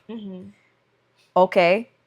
I have opinions about that, but whatever. Yeah, he did it in a moment of, what's it called? Emotional distress. Yeah. Emotional damage. Yeah, exactly. But she finally, like, tells him that she loves him. And he's like, prove it. He's like, my blood actually stopped cold when he was like, I don't believe you. And I was like, oh my God, is he gonna, like, kill her or something right now? Like, I was like, like, yeah. I definitely, because it was just, because honestly, wouldn't that be the biggest twist of this entire book if he does all of this just to kill her? Yeah. In a fit of rage. Yeah. And then, like, kills himself. Yeah. It was giving the moment in Frozen when Hans was like, oh, if only there was someone who loved you. And I was like, everybody like, yeah, exactly. Like, that's what, my blood actually stopped cold. And then he just was like, oh, no, like, I don't believe you, but, like, I need you to prove it to me. Which I actually have a visceral reaction to somebody saying prove it. Yeah. With, like, especially when it comes to, like, love. Yeah. Because I grew up as a teenager watching Lifetime movies. And you know those Lifetime movies were, like, supposed to be, like you learn a lesson from those movies. Yeah. And one of the lessons, it's, like, a girl that she gets kind of, like, coerced into, like, having sex for the first time with her boyfriend because he's like, oh, prove to me that you love me by having sex with me. Oh, and it's manipulation. So whenever I hear somebody say prove it to me, and it's about, like, oh, and somebody's like, oh, I love you, and somebody's like, I don't believe you, prove it. To me, it's always a negative connotation. Because of just the background of, like, watching those movies. She said ick. It's always a yeah. And so I was like, prove it? What the heck do you mean prove it? Like, you stalked her, tormented her, made her feel things. She ended up, I guess, liking it. But who's to say that that wasn't just some kind of like trauma response? Yeah. And now you have her here, and now you guys are in the situation, and her simply saying it was not enough. I was like, whatever, dude. Whatever. And so we go back. I again don't get the blood stuff. I just don't. And so she's like, oh, well, like I've bled for Zayd, but only to replace like the scars of other men. Mhm. And so her solution to prove to him that she loves him is to let him like cut her. And so she has him cut a rose on her. Yeah. Which I was like, dude, are you first? Okay. We're gonna remember this scene in a couple of chapters. Yeah. But like, I was like, that's extreme. I guess like you made your point, and I guess it's like they're on the same level of depravity. But I was like, you could have just gotten a tattoo of a heart. I mean, of a rose over your heart with his name on it. Facts. You could have just done that. Facts. Yeah. And I think the thing that also was like tough for me is that he was basically like telling her like to get off while he was doing it. Yeah. Doing the cutting. And Yeah. I was just like, oh, like, you're like, I guess it's so that she like doesn't, I guess it's so she like, it's like somewhat enjoyable while it's happening. I don't know. But also, I find that, I don't know, you know, to each their own kinks, I guess. But I just feel like, I just don't know how like 1 ounce of pain does not take you out of the moment. Yeah. Yeah, and they're talking about him like biting his lip, seeing her like bleed from the cut, and I just was like, what is the point of that? Like, like why does that affect you in the way that it does? It does not make sense. It does not make, I can't. Like, and that's why I kept reading and I was like, oh my God, again with the blood. When is it gonna be over? I know. So a lot of this, I was just kind of like, okay, I need to just like... It's just traumatizing the reader at this point. Yeah, I think so. Yeah. You know, though, my sound effects just now, I started laughing because, you know, this scene at the end of Zootopia where she's like, blood, oh my God, yes. death. Like, Yeah. My sound effects just reminded me of that. Yeah. Oh, anyway, yeah, it was supposed to be some kind of, like, really... like bonding moment for them, and I was just so taken out of it that I couldn't. Yeah. And meanwhile, okay, like I didn't even say this in the beginning, but like my context of reading all these chapters is that I was going up, I'm like moving for residency because we found out where we matched, and so I went to go look at houses, and so I'm like at the airport reading these chapters, and I'm like, oh, like just fluorescent airport lights, and there's children running around and having a good time, and there's like other people that are like having happy lives, and I'm like, oh, and I'm reading about this, like, gross. Yeah, gross, exactly. I felt gross reading this. I really did. I wanted to be so happy for Addie that I'm like, okay, like at least you're like finding some enjoyment, but like I don't get it. I don't get it. No. I don't get it, girl. I really don't. So then now he's kind of like having Zayd, we go to the next chapter, 38, and Zayd is kind of like, like, yeah, I came on the TV and basically gave this like warning call to Claire and everybody about like, I'm fucking coming for you. And he's like, why has nothing happened? He's kind of like, yes, it's the calm before the storm. Like, I don't understand why nothing has happened, why there's been no like lash, you know, like from this. Yeah. And then he finally puts it together that he's like, oh my God, we haven't heard anything from Addie's parents. Mm-hmm. And he gets Jay on the phone of like, you need to go check on Addie's parents. And Jay like sends a drone and sees that like there were people that broke into their house, but that still there. Yeah, that they never left the house. So they were like, okay, they're still there. Yeah. So he like wakes up Addie and wakes up Sibby and is like, something's happened at your parents' house. We got to go save them. Mm-hmm. And she's kind of like, I don't understand. And he's like, it's just personal. Like, Claire has a personal beef with you. Yeah, it's personal. Yeah, so like they're going after your parents, so we gotta go save your parents. Exactly. So they get over there and they like clear. They're going through like with Sibby. They clear like the house, first floor. Yeah. They clear the basement, and they're like, okay, well, we don't see them anymore, like on the in the basement or the first floor. Mm-hmm. So they go and they clear the second floor, and they find them. Mm-hmm. Yeah. Okay. So she's talking about clearing the house. Okay. Yeah. And so finally they find them in her parents' bedroom, I think. No, I don't think so. They find like they're in the second floor. I know. Oh, okay. I know she's in the second floor. Somewhere. I don't know why I thought they were in the basement. No, they cleared the basement. Okay. Okay. Rushing. It's like an action scene. Yeah. They get like. They're near a window, like somebody starts shooting from the outside. Yeah. They duck. They're like, Jay, take care of it. Jay, like, gets the guy that's on the outside shooting at them from the inside. Yeah. And then they're, like, continue to clear, like, the area. And then they find Addie's parents. It was a very, like, action-packed scene. Yes. And I did enjoy reading this part. I was like, woo, like, what's going to happen? Action. And they find her parents, and they're both kind of like basically being held at gunpoint. Yeah, they're both being held hostage. Yeah. And really, is that how the chapter ends, or is the next chapter? Yeah. So basically, the guy is trying to like intimidate Addie to be like, either you come with us or we kill your parents. And Addie was like, hell no. And so she basically like holds her knife to her own throat and is like, I will slit my throat before I let you either kill my parents or take me. Yeah. And I was like, I don't understand. I rolled my eyes. Yeah, I was like, I don't understand why that won't just end up with your parents being dead anyway. Yeah. Like, if you kill yourself, your parents are probably just going to die anyway. Yeah, exactly. So I just was like, it didn't make sense. I was like, okay, but it worked. But it wasn't. Yeah, it worked, but also like none of this is actually important.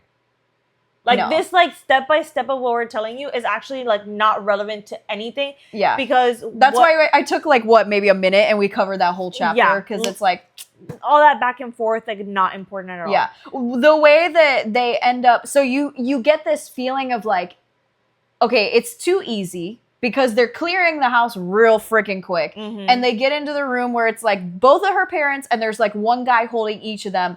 And then this one guy comes in the room and he's like, surprise, you forgot to clear the attic. And he was hiding up in the attic and then came down and like trapped them in the room. And that's now why like they're in this like predicament. Yeah, this like standoff is because now there is another guy that is like trapping them in the room. Yeah. Which at that moment I was like, dang, they did forget to clear the attic. That I didn't really have beef with it. I don't think it's that they forgot to clear the attic, but like logistically, when you're thinking, like if you're going and you're clearing the floors, like you're not gonna find them in a room and then say, okay, I'll be right back. I'm gonna go clear the attic. You know what I'm saying? Yeah. Like, yeah. So that made sense. Yeah, exactly. So, but like then the things that go down, like Addie is like basically in chapter 39, she's like, no, you're not taking me and you're not taking my parents. Like, it's gonna go down. So then Addie uses her new, like, badass skills in Taekwondo or whatever the heck she's trained in. Yeah. And, like, is, like, fighting with the guy. And then Zayd is able to get the other guy. And then Sibby's able to get the other guy. Yeah. And they all get all the bad guys. But there's a stray bullet that comes from the guy that was, Addie was fighting. And it hits her mom. Yeah, because it was like she hit his hand and the bullet went somewhere. It like ricocheted hit the floor and somehow it hit her mom. Yeah.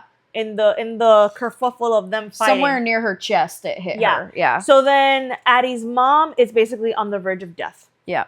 And now they have to like not only deal with the fact that Addie's mom is dying and rush her to one of the doctors that Zayd has like on speed dial. Mm-hmm. But also, we have to deal with Papa O'Reilly, right? Because her name is like Adeline Riley. Okay, we got to deal with Papa Riley and his beef because he's like his wife is dying, and now he wants to have opinions about Adeline's life. Yeah, and he's like, "This is all your fault." Yes, and now we can't go to a real hospital because you guys are like on the wrong side of the law and this and that. And he's like apparently like a very loud lawyer man. Like, yeah. And I'm sitting here and I'm like, I'm sorry. You can't, like, it's just really annoying when an author, like, gives no, like, it gives, so Adeline's father was introduced, like, since the first book, but he had no dialogue and we don't get anything about her relationship with him. yeah. So it just makes no sense why now he's so opinionated about everything. Exactly. And like you don't even get the feeling anywhere in the book that like her mom cares about her dad. Yeah, you don't get the feeling that they have them, like a healthy relationship. Yeah, you never really get that. You would think that they're just roommates, and you wouldn't think that her dad would have such a reaction about his wife. Like, he's reacting like a man that loves his wife. Yeah. Essentially. Yeah. And a man that doesn't love his daughter. You know what I mean? Yeah. Like, what was she supposed to do in that setting? Like, it's not her, like, it's not Zaid's fault or even her fault that she got captured for human trafficking. Right. Because she was already, they already put a hit on her in the dark web of her. She was already targeted for human trafficking. Yeah, she was already targeted. So she was going to get trafficked regardless of Zaid or not. Claire made it personal, but regardless, is like, the dad doesn't know all that. So why would her father then proceed to blame all this on her instead of all the evil people that stole his daughter? It doesn't make any sense. All I can think is that the men that like grabbed them out of bed must have been spitting fire about Addie. Like saying stuff? Yeah, that primed him to be angry at her, and think that it was her fault. Yeah. So anyway, like they are like, well, Zaid's like, we can't go to a real hospital because then they're going to be like, well, how did she get shot? And they're going to realize that we murdered people in the house. Mm-hmm. So they go to the doctors that he took Addie to when he rescued her, that they're like not the most above ground, but they're good people. Yeah. And they like operate and like basically like take care of her and save her life. Yeah. And then Addie's dad is not letting her see her mom. Yeah. And we have, before all that, we have this scene of like Adeline holding her mom in the car as they're being rushed. And she has this moment of like, I'm so sorry. Like, if we have a second chance to like rebuild our relationship, like I want to rebuild our relationship and like this whole thing. And she tells her mom, like, I told you that you wouldn't understand what it was like to not know what was going to happen, like with your life. And you told me that I would never understand what it was like to not know if you would ever see me again. Yeah. And now they kind of like have this reverse. So now she understands where her mom was coming from and her mom understands where she was coming from. Yeah. And it's just this moment of Adeline being like, I'm so sorry. And like, if you pull through, like, I want to have a relationship with you. Yeah. Which like, that was really all that came out of it is her being like, my mom was trying. My mom was trying and I wasn't. Yeah. And it was weird because like we get this like reiterated thing that because they all piled into the car, there wasn't room for Sibby's like henchmen. Yeah. And Sibby is like distraught about it. And like when Teddy and his son Tanner like take Addie's mom back to like operate on her, like they keep reiterating like, where did Sibby go? Yeah. And like I just thought that something was gonna come out of that, and nothing came out of it. I was like, is something gonna happen to Sibby? Like I don't like it. Just like kept. Is Sibby gonna get taken? Yeah. Like what's that? Because Sibby like storms out and is in the woods and is upset because her henchmen aren't showing up. And I thought to myself, like, why didn't Sibby just stay behind with all the dead bodies and like help clear? Yeah. Or like wait for Zaid's men? Or like if it was such a deep thing about her henchmen, why didn't she just stay behind with her henchmen? Yeah, it was just, and I just was like, I don't understand why it's being reiterated. Like, all that came of it is that there's kind of like a realistic time lapse in Sibby's brain of like, her henchmen didn't fit in the car, so they were at the house, and we drove this far, and it takes like 3 hours for them to basically like walk to where Sibby is and her be reunited with them. Like that was all that came out of it. But I was thinking that like Sibby was gonna like run off and then like the Claire's men like end up taking her. Yeah, like I don't know. I just was like, this is weird. It's detail for it's detail that's not important to the plot. And exactly, and reiterated detail. It was emphasized multiple times that she like was not, and like they're like, where's Sibby? And I'm like, and then we didn't do anything with it. Exactly. You know, so it was weird. But yeah, that chapter ended with that whole thing you already talked about with Addie basically being like, I will try. If you pull through, like, I will try. Mm-hmm.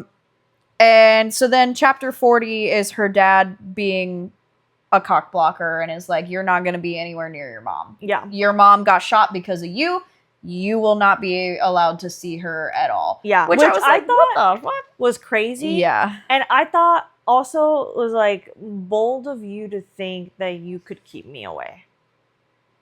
Yeah, I don't know. I literally was like, you think like if you think your daughter is with a criminal, what makes you think that they won't just tie you up and she goes and sees her mom and then like unties you again? You know what I'm saying? Like, yeah, it just didn't make any sense to me. It's like when somebody enforces a power, but then it's like we've established that the main characters like can overstep boundaries. They don't respect you. Yeah. So I don't understand this like. Yeah, whatever. Exactly. Why he feels that he can tell her. He can tell her what to do and what not to do. Yeah. And then Adeline starts behaving kind of erratically. This chapter made no sense. The you know what? The title of this podcast, of this episode, should be "Makes No Sense." Yeah. Whatsoever. So Addie acted like a child in this chapter. Mm-hmm. Very much it was any progress that had been made between her and Zayd gone out the window. Like legitimately out the window. Yes. And I don't understand how we go from like, I will willingly let you carve my chest up to this. To then tell you that I don't care about you, that I don't love you, and that you could walk away and your life would be better. Yeah, because basically she goes down this rabbit hole of like, she's angry that her dad is not letting her see her mom. She's scared that like her mom is still kind of like in this fragile like healing stage and she wants to be able to see her. And she's like, my dad's not letting me see her because of Zayd. And she's like, it's his fault. How dare he? How dare he? And so Zayd is kind of trying to like come up to her and be like, yo, like, I'm sorry that your dad is being this way. And she's like, maybe you should fucking leave. And he's like, you want to say that again? Yeah. And she goes down this like whole thing about after the fact that her parents are alive right now because of him also. Exactly. And he's like, you really think that would solve all your problems, don't you, if I left? You really think that is the solution? Like, she's being so childish. She has no like growth. No insight. Insight, no growth. And it's really difficult because it's like also the thing about like romances in general that makes them satisfying is when the couple are equals. Yeah. It's when there's a sense of equality within the couple of being a match, right? Yeah. And it doesn't have to be tit for tat. It's like just strength and intelligence on different things and you complement each other. It doesn't have to be tit for tat. Yeah. And it's so hard because Zayd is this dude that like is supposed to be like super smart and like does all this stuff and carries so much on his shoulders. And then Addie is just like not even emotionally mature. No, not at all. Like she's not even emotionally mature enough to say, I'm not mad at you. I'm mad at the situation. Yes. I can't even be mad at my dad because he's just reacting to something horrible that just happened and he needs a scapegoat. Yeah. And I understand that that's a scapegoat. And that has nothing to do with her trauma. Like her trauma should not influence like her maturity at this moment. Yeah. She could have easily turned around to Zayd and blown up on him and then been like, I'm sorry. I'm just upset at my dad. Yeah. I'm displacing it on you and I didn't mean to like be snippy with you. But to say I don't love you after you let him carve a rose into your chest makes no sense. Yeah. What are we doing here? Yeah. And he's basically like, this is getting real fucking old of you like. Agreed. This is getting real old. I agree. It is getting real old. Yeah. And he's like, also like professing your love and begging for me to carve a rose in your chest was for fun. That was for funsies. Apparently it was. Yeah. And then she basically just antagonizes him and is like, leave. And he's like, okay, you want me to leave? Fine. I'm done. And he literally leaves And she's like sitting there like contemplating like what she's just done, realizing she's made a mistake and secretly hoping that he's just like out there waiting by the door. And he's not. And so she starts running down, hauling ass, trying to find him, opens the front door, sees him at the edge of the woods. He turns around, looks at her over his shoulder, and just starts sprinting. Grins. And I think that that's so funny because I imagined like Edward Cullen just be like, oh my God. You know all the memes of like the vampires in Twilight with like music, like. And I just think it's so funny and childish at the same time. Yes. Because now she has to chase him. Yes, and he totally like he baited her because he definitely like grinned at her and is like, "Oh, come get me." Yeah. Which like so this whole thing, I just was like, "Are we really fucking doing this right now?" I know. I guess we are. Is this not like? Are we not tired? Because of this? I'm also looking at it and I'm like, there's so little left in this book that I'm like, how are we this close to the end of the book and we're still on such rocky ground? Yeah. I think that's my thing. Is that I'm like, I thought we were past this. Yeah. There's no progression. You just get flip-flopped back and forth. Yeah. And then long story short, she obviously can't catch up to him because he's like super fast and a shadow daddy apparently. Yeah. And so she can't catch up to him. She's like heaving, blah, blah, blah. He disappears. And then she like turns around and he's there. And then she realizes that like where she was like chasing him, now he's chasing her. Yeah. And things get very graphic. Like she starts to apologize to him and he's like undressed. And I'm like, bro, can she apologize first before we get into like kinky stuff? Like, can we just be adults for a second? Yeah. And so she undresses and she's apologizing to him like naked, I guess. And like then it gets very graphic and he ties her up against a tree. With his belt around her neck. Yes. And I literally was like, this is dangerous. Yeah. Like this is one of the reasons why I would never recommend anyone to read this book because like choking someone, asphyxiation, like that's dangerous. Like that's not something to just like play around with. Yeah. And this book does not do like he held her neck. No.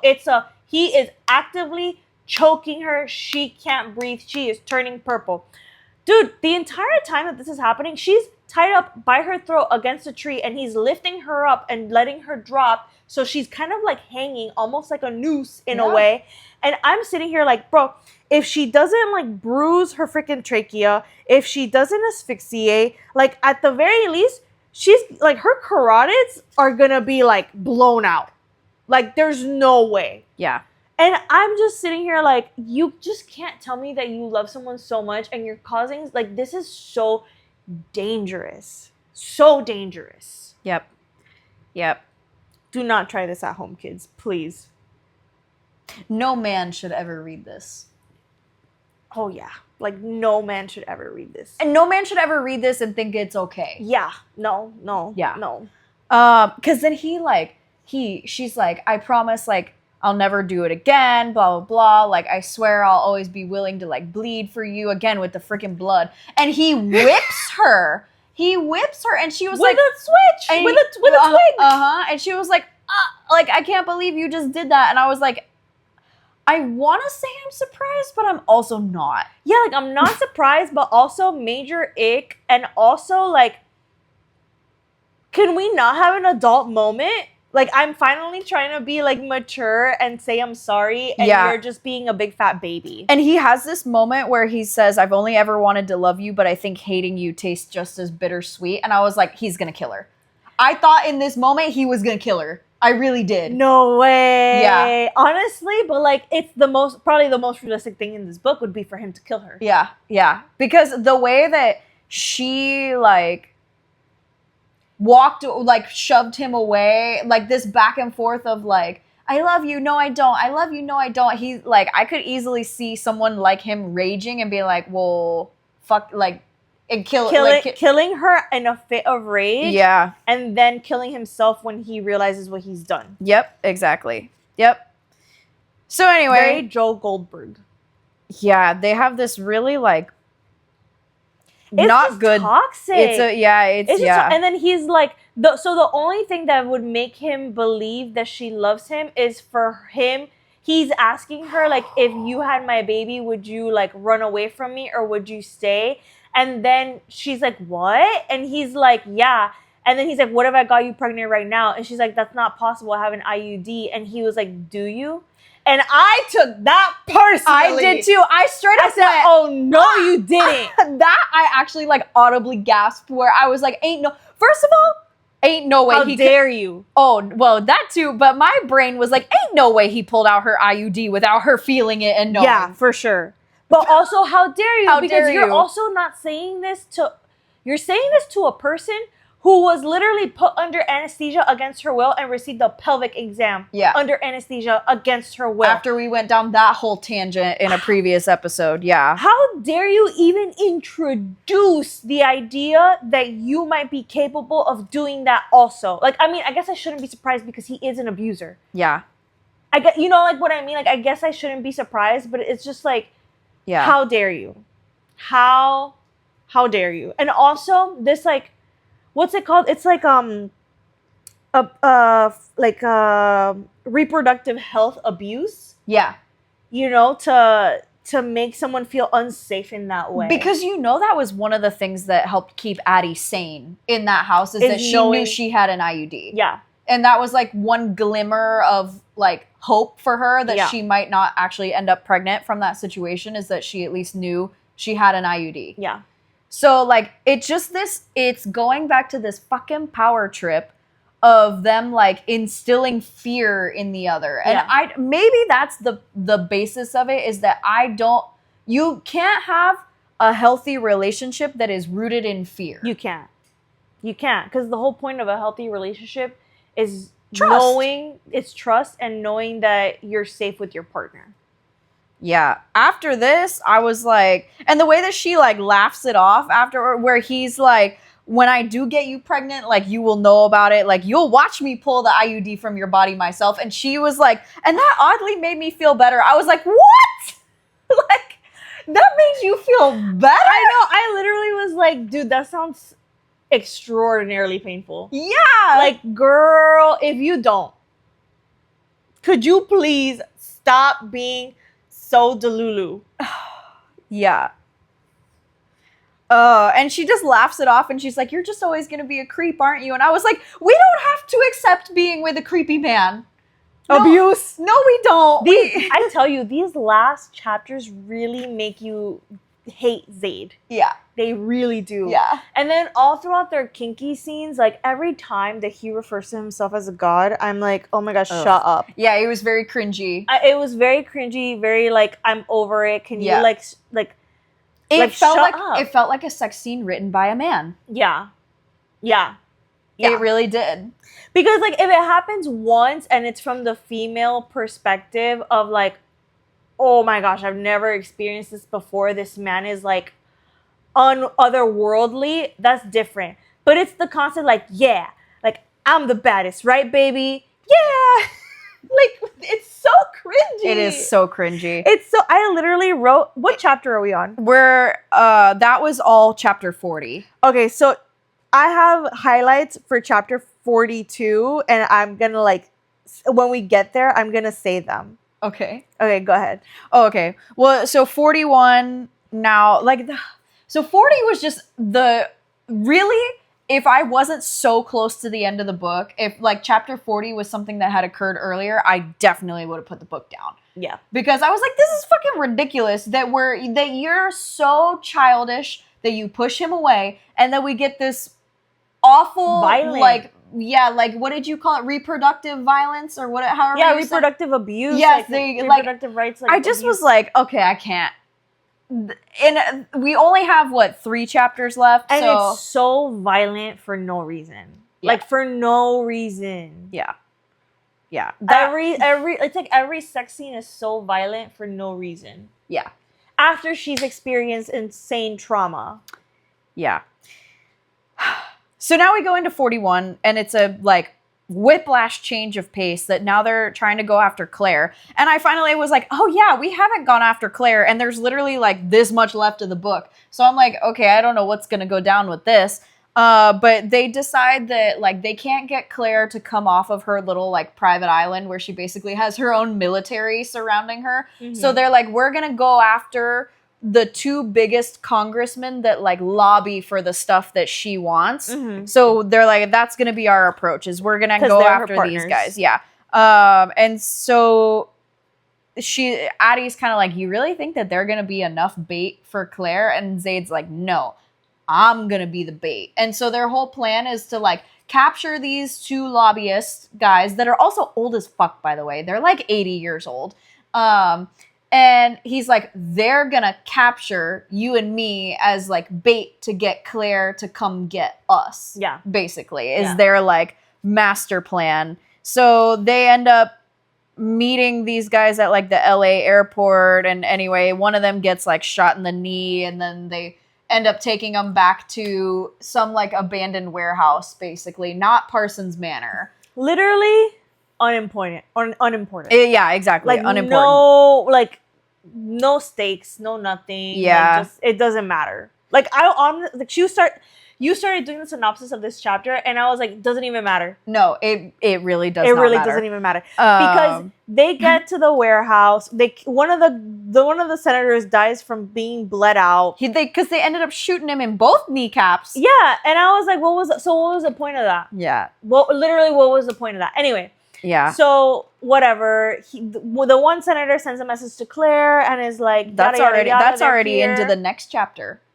Oh, really? So the way this chapter ends with Zaid being like, oh, we got to make it believable. So Addie like punches him in the eye to give him a black eye. And Addie ties up Zaid, and then somebody ties up Addie. I think it was Michael ties up Addie. And then he's like, I'm not worried about like our reputation. We just got to make this believable, you know, kind of thing.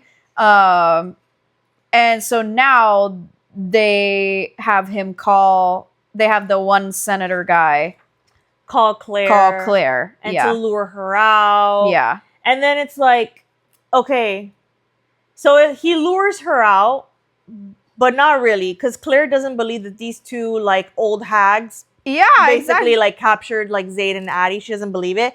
So this is what doesn't make sense. Now we're into 42. This is what doesn't make sense.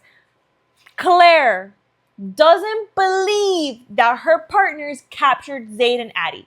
So she knows that they're perfectly fine and this is a trap for her. It's a trap, yeah. She decides to come anyway. Does she have a artful master plan to escape? No. Does she have any plan?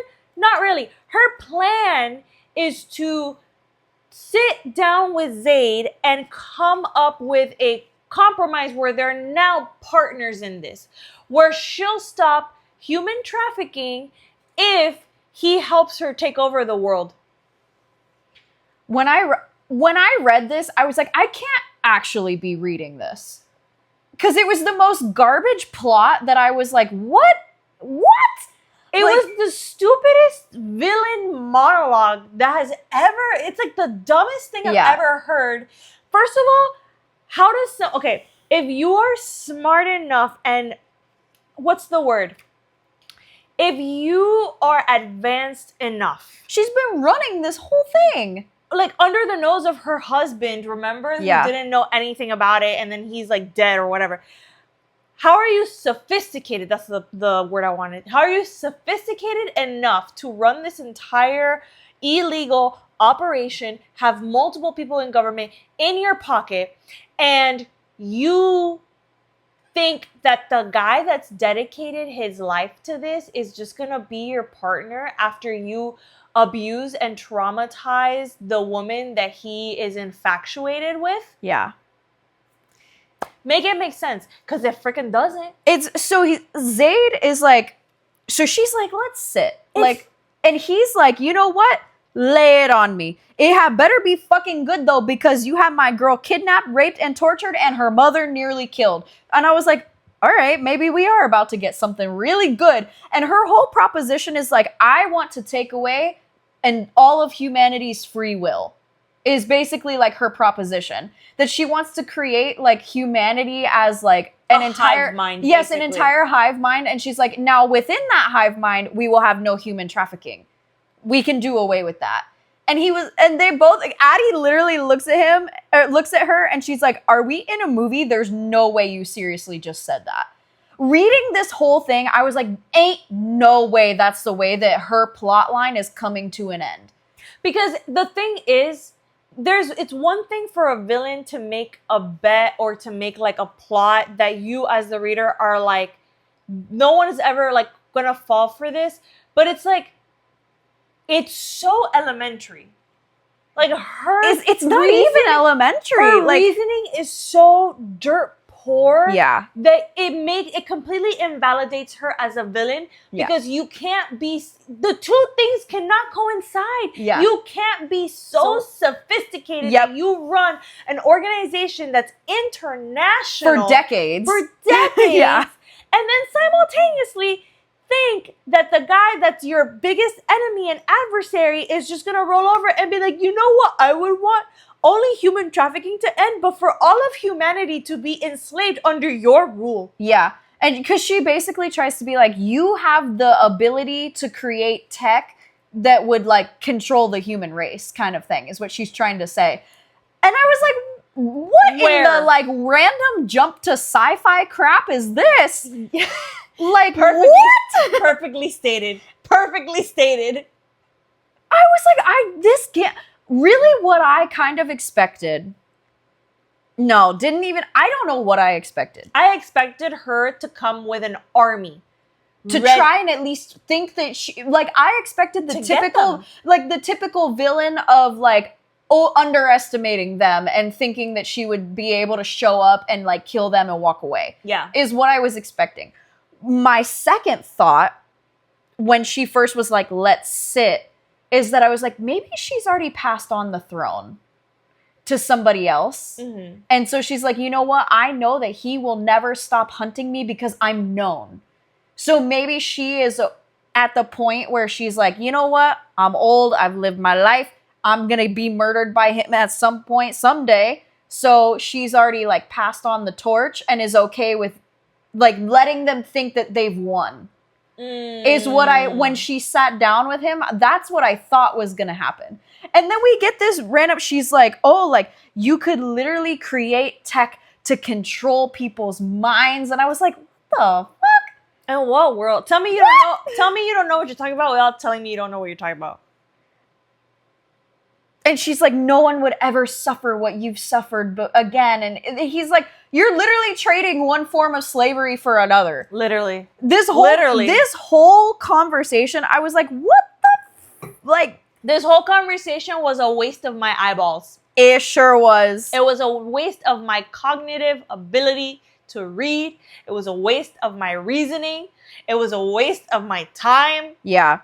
And all of this, I just was like, I can't believe that she actually thinks that, like, they're gonna fly.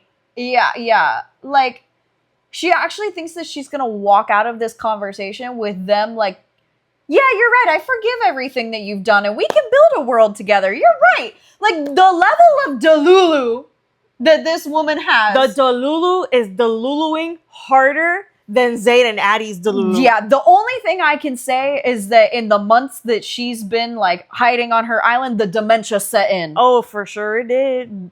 Like, that's the only explanation. It did real good. Because I'm like, what the heck? Like, I don't understand how you think that, like, this is gonna be anything of, like, a reasonable solution.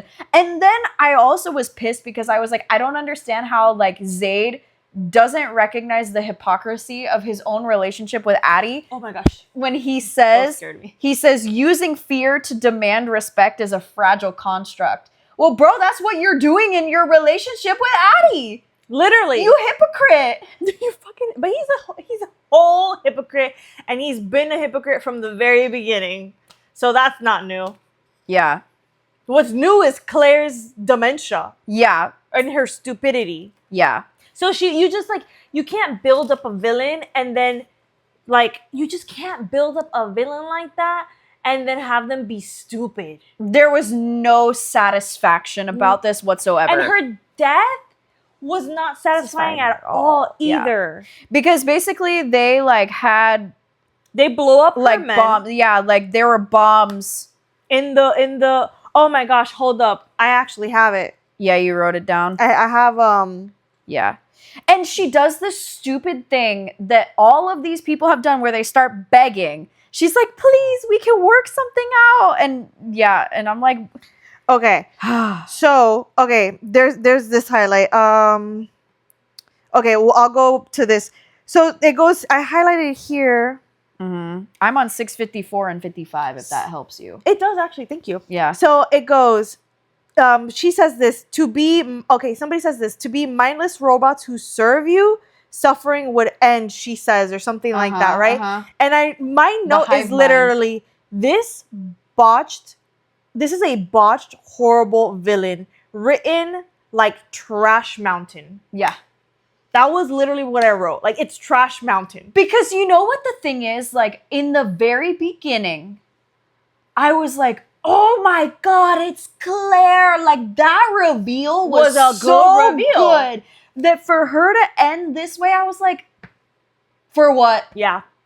Makes for no what? Sense. It was like these last, I swear it was like these last 12 or 13 chapters were written by somebody else. Yeah, it actually feels like that's what it was. Like, it really you had this whole series, and then she handed it to like 5-year-old version of herself and was like, you finished the book. Yeah. Because I'm like, what is this? And then there's something else. There's another highlight I wrote that it was like, but taking away their ability to think for themselves, my God, that'd be wonderful. Her eyes alight with excitement. Could you do that?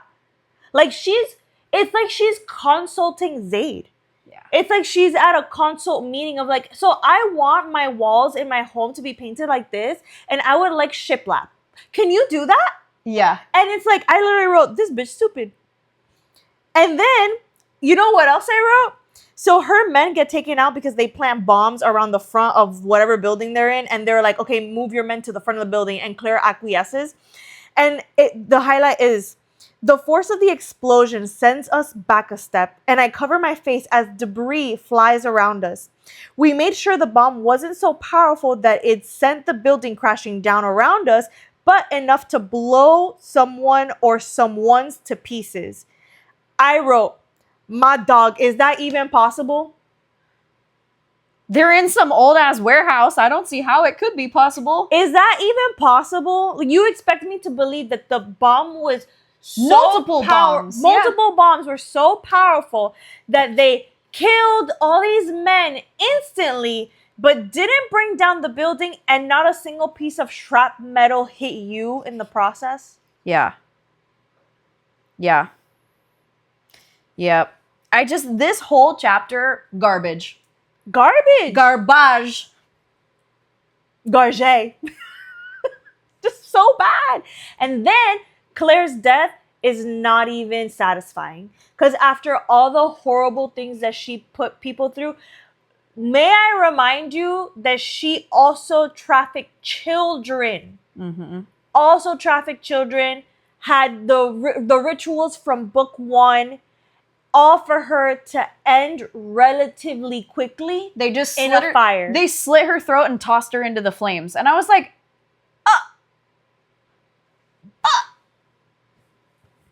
yeah. For what? Like, she is someone that they should have kept alive and just kept like in a like self-isolation like chamber so she can go insane. You know what I mean? Like, death was a blessing for this woman. Yep. She was so vile and so horrible, and she got no justice. Like, she didn't get her comeuppance. Yep. None of it. Death was an easy out. It was the easiest out, and they gave it to her without blinking. Yep. And then, so now we go into 43, and he just, like, comes on the TV again, Mr. Creeper with his black hood and mask, and is like, Claire Williams got what was coming to her. And I'm like, yeah. Yo. It actually was like, this was turning into some horrible sci-fi movie at the end of this. Yeah. Like some, like, yeah. It was. And then I just want to say, this happened in chapter 42, but every time that Zayd like has sex with Addie and he says like Nirvana, it really makes me cringe. Yeah, it's gross. It's like so cringy to me. And this is a different highlight from page like 647. But it goes, she's talking about his member and she's like, effing hell, he needs a, dick reduction surgery. My note is, I am tired of hearing about this man's penis. I'm tired of hearing about it. I'm telling you, it's like this was written by a completely different person, and that completely different person was a man. Yeah. Like, when I tell you that the quality of the writing took a nosedive, like, it literally took the fattest nosedive ever. I was actually very surprised. I thought for a second, I thought to myself, was the whole series this bad? And did I not realize it? Because we just had, like, am I realizing it now? Because we had a giant pause in our reading of it. Because all this stuff was happening in our lives. So we just had to take a pause from, like, reading. Yeah. And I was like, is it because I'm coming back into it with fresh eyes and this was always, like, garbage writing? Or did this just take a nosedive? I think it took a fat nosedive. Yeah. As far as quality of writing. Yeah. It was like she gave up on her characters or something. Because like the biggest one that I was disappointed with was this ending to Claire's arc. Because when I tell you that reveal of her being the master villain was so good in my mind that I was like, oh, it's a woman and it's Claire. Like the one that was under Mark, like what we thought was under Mark's thumb. And actually she was an active participant. She had them all under her thumb. And then now for her to go out this way, I was like, made no sense. It made no sense whatsoever. None whatsoever. Yeah. And so that's why I was kind of like, well, what would I have done that would have felt more satisfying? And I really feel like the thing that would have, from Claire's perspective, made sense is like she knows that Zayd's life purpose is to eradicate trafficking. Mm-hmm. And so like the only thing that would have made sense to me is if she had some like, you think you're killing me. The Hydra, like the cut off one head, leave two more in its place. And she's like, there's already people in contacts across. Like, what would have made more sense is, I'll stop everything if you give me immunity and I tell you all the major players and give you all the evidence that you need to take down not only like who's involved in the US government, but also every other international hub for human trafficking. That's probably the only thing she could have offered him that he maybe would have considered. And even then, he would have got the information from her and killed her anyway. Yeah. So she would have just been buying time. And you know that, like, that's why this doesn't make sense, is you know that she would be smart enough to think about that. If it's truly the same woman from the first book and the beginning of this book. But it's not. Like, no, it's basically a completely different character. Okay, so the next chapter, Addie's mom, like, sneaks away from her dad and comes to visit Addie. Yeah. After, like, the chapter starts with Zayd going on national TV again and being like, she got what was coming to her and we'll get the rest of you too. Stuff. Yeah, exactly. And so Addie's mom, like, sneaks away from her dad to come and see Addie, and she's basically like, I know it wasn't you, like, I don't blame you. It's not your fault. And then Addie's mom has this guy with her that I was like, it's giving, like, affair. Yeah, it was giving affair. I was like, ooh, what is going on over there? Yeah, his name is Craven, which, like, what a name. I thought the same thing. I was like, dang. Like, ew. Sorry if you're out there and your name's Craven. I don't know. I just was like, that's definitely a name, I guess. Yeah, but it was like given the vibes of like he was like a hired caretaker, and they started an affair. Yeah, or something, which I'm like, tracks for Addie's family line. Yeah, yeah, exactly. But it also cheapened like the whole arc with Addie's dad. Yeah, because I was like, well, then why the fuck did he care so much? Exactly. Exactly. so it just like didn't make any sense. And so then he kind of reveals, oh, Craven was my father's name. And like basically Addie's just like chitty chatting with her mom. And Addie's like, I sense something's off with this guy. Yeah, like something is just weird about him. And Sibby, we know, lives at Parsons Manor. She just kind of bops in and she's like, Craven, what are you doing here? And he's like, I could ask you the same thing, Sybil. And I'm like, okay, well, what the heck? And that's how the book ends. That's how the book ends. Yeah. Yeah. It's because there's the Satan's Affair, which is Sibby's trials or whatever. Yeah. And I think she's going to write another book that's just like about Sibby. So The they thing probably is, go in. though- But you don't end a book like that. Because we got no closure about Zayd and Addie at all. Yeah. We got no closure between Addie and her mom. Like, I was like, where's the rest of it? Yeah. So I read the epilogue, which is like 3 months later. Oh my God, the epilogue. Don't get me started on the I epilogue. hated the epilogue. The epilogue was like... Also, in chapter 43, before... Addie says something about Gigi. Like about, like, oh, if she'll see Gigi. And I'm like, when did she see Gigi? Like, basically, Addie makes a comment like she has been seeing the ghost of Parsons Manor. Nowhere in the book do we get a scene where she actively says, oh, I saw Gigi. Yeah. So I literally wrote, when did she see Gigi? No, makes no sense. Makes no sense. Yeah. The epilogue is trash. The epilogue was so trash. I'm so sad that I read it. It was a waste of my brain cells. You know what's funny? Okay.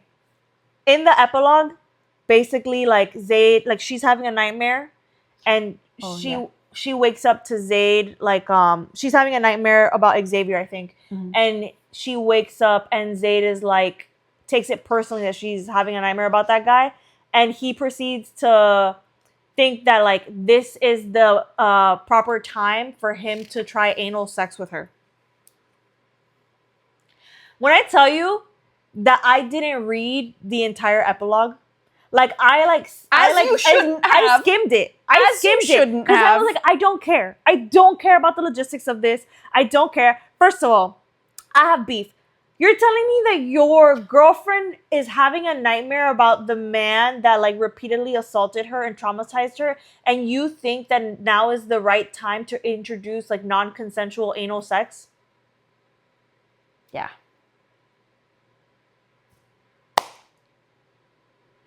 People, in what mind? In what mind? That makes no sense. None whatsoever. And what I was going to say before I start explaining all this, there is a point in Haunting Adeline where he makes a comment that one day he is going to take her ass, basically. That one day he's going to, like, have anal sex with her. Okay. And when I tell you that I remembered that because when he said it, I was like, no. I remembered that throwaway line. Yeah. And I get to the last chapter of the book, and I was like, okay, we're safe. Like, that never ended up happening because I didn't want to read about him, like, introducing that in the way that I know that he would, which is, like, borderline, like, not, like, with explicit, like, yes, say so. Yeah. You know what I mean? Yeah. So I didn't want to freaking read that. Yeah. And so we get to the last chapter, and I'm like, okay, well, at least that didn't happen. And then I read the epilogue. You spoke too soon. And I'm like, bro, out of all the things, she forgot to give Claire a brain in the last scenes, but she doesn't forget this throwaway line about anal. Are you serious right now? Oh. Are you serious? So she has this throwaway line about him doing, like, anal sex with her. And she doesn't forget that, but she forgets to give the villain brain cells at the end of this book. Yeah.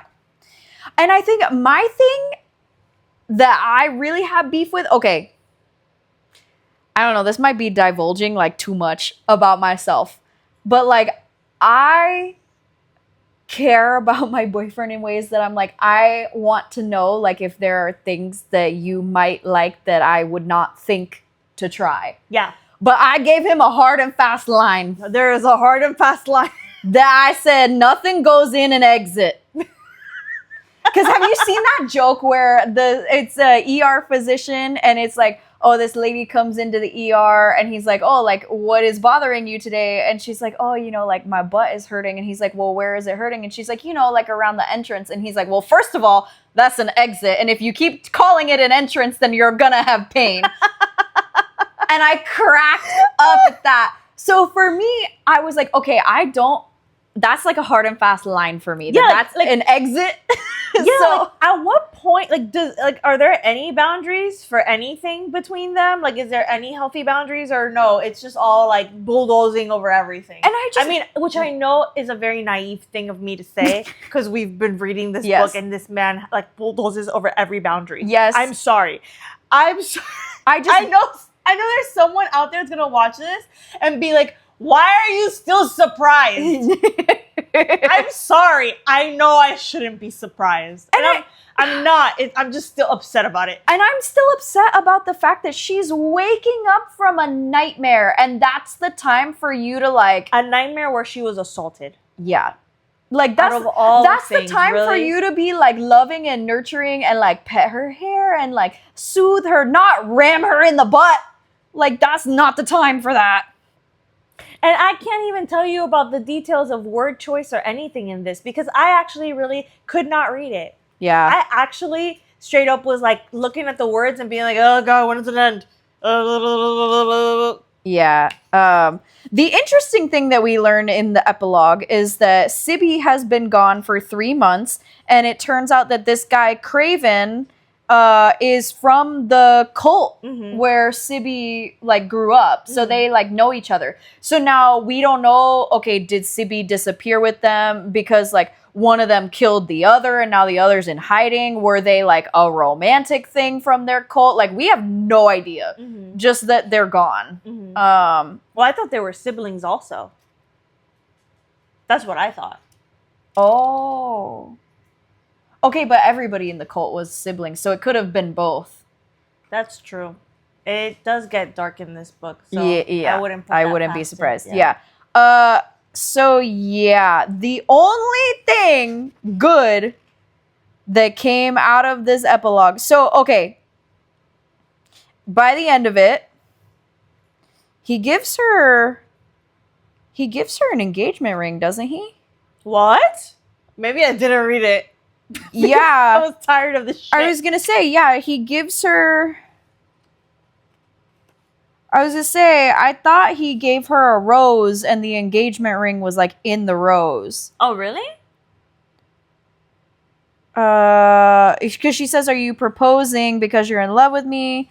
Or because I let you, you know, do the butt stuff? Yeah. When I drop my head down there, she's like, yeah, she's sliding the ring onto her finger. Where did it come from? I thought he gave it to her in a rose. Oh, wow. Guys, I really was like, I'm not reading this garbage, because I did not remember that.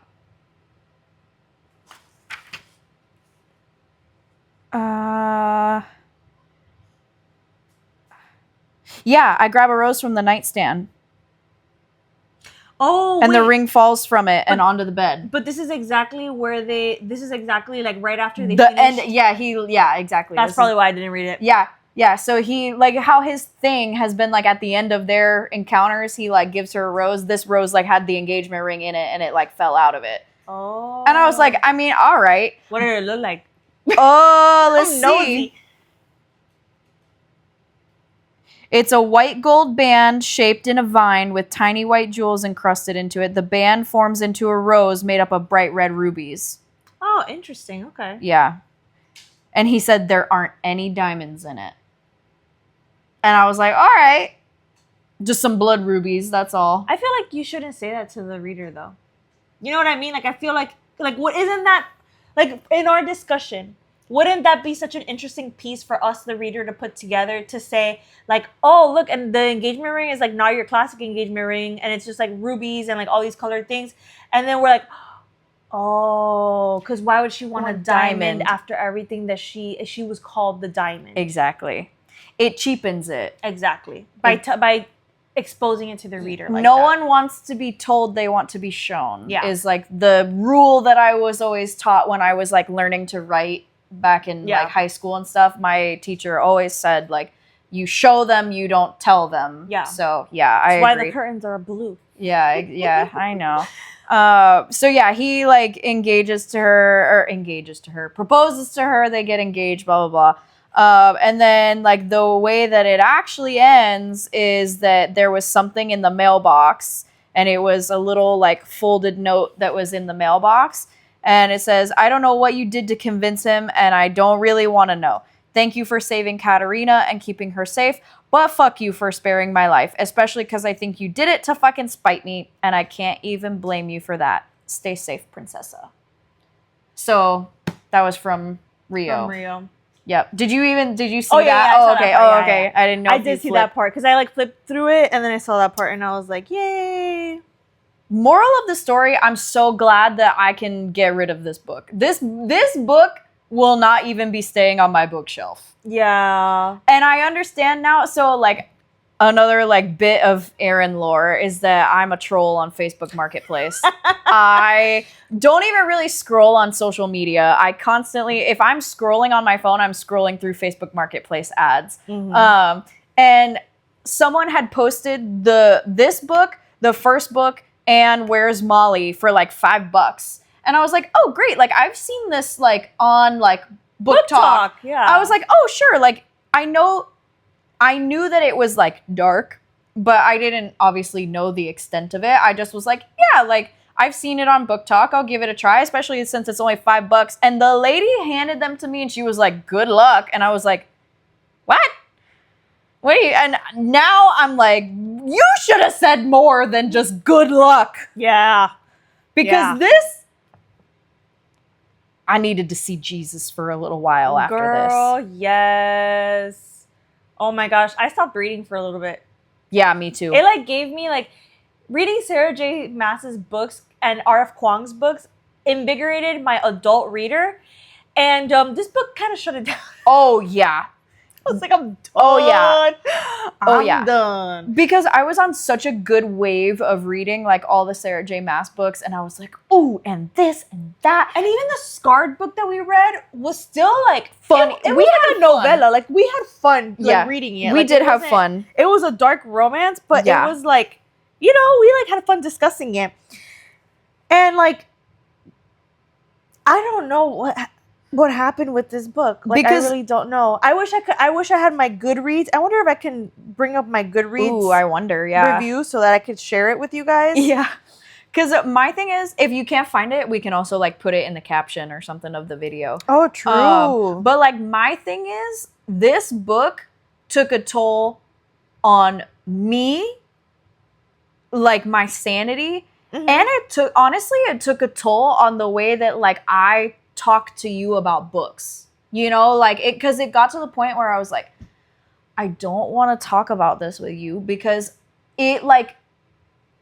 You don't want to re-traumatize yourself with this book? Not only that, but also like us talking about books is such a positive thing in my life that this made it like not a positive thing because of the content of the books, you know? That I was like, man, like I felt myself wanting to get avoidant about like talking to you about it, you know? And I feel like I felt that. Oh yeah. Because I actually talked today with one of my friends and gave her like a whole synopsis of this series, and I told her like don't like read these books, like this is what happens. And she was like, oh my gosh, it was like a 2-hour conversation. And then when I was doing that, I was like, maybe I should tell Erin like, hey, if you don't want to talk about this book, like we literally don't have to make an episode. Like we can literally make an episode where we just say like we didn't like it and just call it a day and not have to rehash everything. Because I was like, yeah. I just was like, there's no need if we don't want to. Yeah. Honestly, if I didn't have such bad beef with the way that the plot of this book ended, I probably would have agreed and said, like, let's just like say we didn't like it and end it at that. But we needed to discuss how bad it was. How bad it really was. Yeah. And I hope that people like listen to these and are like, great, now I don't have to read those books. Like, yeah. Which I do feel some level of guilt because I know that this is another person's like art and I don't want to trample over it, but I also can't lie. Yeah. Like I just can't lie. And I'm not going to sit here and sugarcoat it either because I'm like, what's the point of us having this podcast if we can't just talk honestly about our opinions about a freaking book? You know? You know the audio where it's like, bitch, I said what I said. That's literally that's what you just sounded like. Yeah, like I mean, I'm really not trying to be like a bad person, but dude, like, or like I'm not trying to like, you know, personal hate on the author or anything. No, it's just that the artwork that you produce is just not a favorite of mine. Like, and straight up. Honestly, the thing is though, like up until this chapter chunk, like I could look past some of the depravity topics, yeah. Because I was like, oh, but there's still like this plot with Claire and blah, blah, blah. And then like, I need to know what happens. And it just did not end well. Nope. Oh, I'm so disappointed with how it ended, honestly. Like 0 out of 5. Like, and the thing is, like, I gave the first book like a 4.5 out of 5.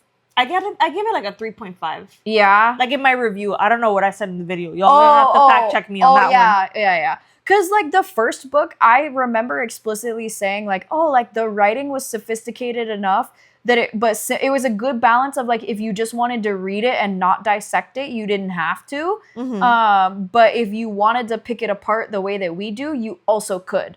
So like the writing was good in the first book. This one, I was like, 0 out of 5. What happened? Yeah, it was a completely different author. I know I've said that already, but it was just I couldn't believe it.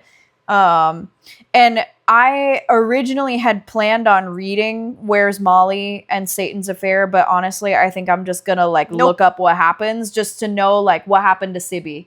Oh yeah, true. That's literally all I want to know, and I don't want to read it and get all of the trauma of like her cult life. Yeah, I don't want to either. I really don't. Now, which is a little bit of a shame because I feel like reading from Sibby's perspective actually could have been super interesting. Yeah. That we get insight into how her brain works and like how things work with her henchmen and like all this type of stuff. Mm-hmm. Like, I feel like it actually could have been really interesting. But the end of this book just left too bad of a taste in my mouth that I'm like, nope, I'm ready to move on to brighter and happier things, more well-written things. Girl, so we're starting to read Fourth Wing now. Yeah. I have read the first 10 chapters of Fourth Wing. I'm almost there. And when I tell you that I was eating it up and enjoying it, I was like, I forgot that I could enjoy reading. Yes. Oh my God. You know, you hit the nail on the head is that this book really made me not enjoy reading because it was like I was getting traumatized every time I picked up the book. Literally. Yeah. Yeah. And I wanted to like talk about this book in a way where it was sensitive and sophisticated for people who have gone through this. Yeah. But like the ending of the book, I feel okay trashing it because it was at least not me trashing like a survivor story kind of thing. Yeah. You know? Like this is a fictional read. Yeah. Yeah. Oof. Yeah. Your reviews aren't popping up? It's not popping up, man. I really want them to pop up, but it's like I'm trying to search my username. Yeah. And it's just not letting me because I'm on the Kindle, so it's like not the same because my phone is on the thing recording. Well, so maybe you can find them and like we can put them in the like description, or we can just like have it and like pop them up, and then people can pause and read it and be able to read it. Yeah, yeah. But it's probably very in parallel with what we've been discussing already, girl. Like yes, it is very in parallel. What is the rating for these books on Goodreads, girl? Haunting Adeline is a 3.94 Okay. stars. Okay. Yeah. So almost 4 stars. Okay. And I'm pretty sure maybe my review might have dropped it. I gave it 3 stars on here. Okay. I would agree with that. Somewhere between like a 3 and a 4 makes sense. Mm-hmm. It does make sense, actually. Yeah, I feel like that is acceptable. This one had better be lower. Hold up. Sorry. They're also in Spanish. Please don't read them. Oh, I thought you were saying that you, like, also they're in Spanish, like on yours, and I was like, I didn't know you were reading this in Spanish. No. They're they also have it on there in Spanish. Oh, interesting. Let me put hunting. I would be very surprised if this one has a better review. I would need to see the people that gave this book. Get ready for your faith in humanity to go down the toilet, Aaron. No! Because this one, from what I remember, it does have a better one. No! So Hunting Adeline comes in at a whopping 4.07 stars. Oof. So still decently close. Like they're about the same. But like when I tell you, and it has that stresses me out. 622,097 ratings and 52,867 reviews. Wow. Yeah. Majority, let's talk about the breakdown for Hunting Adeline in reviews. Yeah. So, majority of the ratings, are 5 stars. 45% of the people that rated this book gave it 5 stars. You need to zoom in on your face as I'm saying this. Oh. 28% of people gave it 4 stars. Oh my God. 15% of people gave it 3 stars. 5% of people gave it 2 stars. And 3% of people gave it 1 star. Are you one of those 3%? I'm one of the 3%. I would have been one of those 3% also. Because what I'm hearing from these reviews, and I would love to actually like sift through some of them and see like if my hypothesis is correct. My thought is the people that gave it the stars were there for the kinky sex scenes, not the like plot and the logical like development of the plot. Yeah, probably. But also like, please go to a therapist. I'm sorry. We're close enough to getting our degrees that I feel like I can say, please go to a therapist. And it's actually like a real legit, like suggestion. Yes, it's it's a real prescription. Oh gosh. Because that's so like troubling to me. Yeah. Because that tells me that it's just like, wow, I can't even formulate a thought that many people gave it 5 stars. Yeah, me either. It's like, what else are you reading to compare this to that this warrants 5 stars? I literally, when I saw how many stars these books had, I actually went to Sarah J. Maas's books and I was like, I swear to God, if my homegirl does not have 5 stars, I am going to flip a table. Yeah, 6 out of 5 stars. No offense to the author. No personal offense to the author. Aaron's like, personal offense. I snickered because I was like, yes, not out here like we're saying yo mama jokes. Like we're not trying to make it personal like that. Okay. Akotar. And that's not even one of her best books. No, it's not. Oh, we need to do an episode that is literally just like talking about her books. Yeah, we do. It's so it has like, it's like around the same. It's like 4 stars. It's like 4 stars. Yeah. What about Silver Flames? What is that one? Oh, this Kindle type's so slow. Note to self, if we're going to do this in other episodes, I'm going to bring out the laptop. Yeah, we should. I totally could have grabbed my iPad. I didn't even think about it.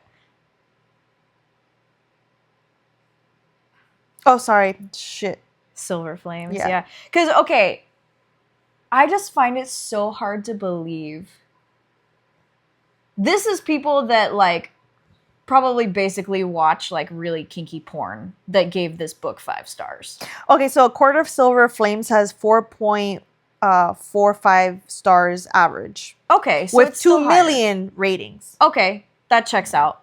Yeah. Yeah, that checks out. I feel a little bit validated, but still. Ooh, the dramatized like audios have 4.72. As they should. Yeah. Wow. Do you have any other closing comments for this book? Friends, if you felt differently, please feel free to leave a comment and tell us exactly what you thought about this book. Erin and I will be watching the comments specifically for this video. Yeah. Because we need to know what you think. Yeah. Like, truly, your opinion matters, and we want to know what you have to say about this book. Yeah. Because the fact that we both were like, nah, this ain't it. But there's that many people that gave it good reviews. Like, tell us what we're missing. Yeah. Tell us what we're missing. Yeah. You know? And also, like and subscribe. Oh my God, you did not just do that. My little brother makes videos and he's like, remember to like and subscribe to my YouTube channel. I was like, oh my God. And hit the notification bell so you get notifications whenever we upload a new episode. I know, I'm so behind on uploading stuff. It's actually disgusting. We should just upload all of them at one go. Forget it. I could do that. Yeah, I could do that. Well, anyway. And stick around because we're going to be reading Fourth Wing Wing. next. Yes. It's good. It is good. I've read the first 5 chapters. But I also like, she's been keeping me up late. Our other friends have been keeping me up late. So I don't do well with being kept up late. So we're living life. Yeah. Live. Yeah. I gotta take the time to actually like sit down and read. But yeah. But they're good. So I think that's all that we have to wrap up the Cat and Mouse Duet. You know, I would love to hear if there's other opinions, but at least now you know our thoughts on it. And at least now you don't have to read them if you don't want to, because we hit all the major plot points for it in addition to giving you our opinions. On top of details. Yeah, exactly. So, yeah, that's all we have for this one. So never stop reading, and we will see you next time. Bye.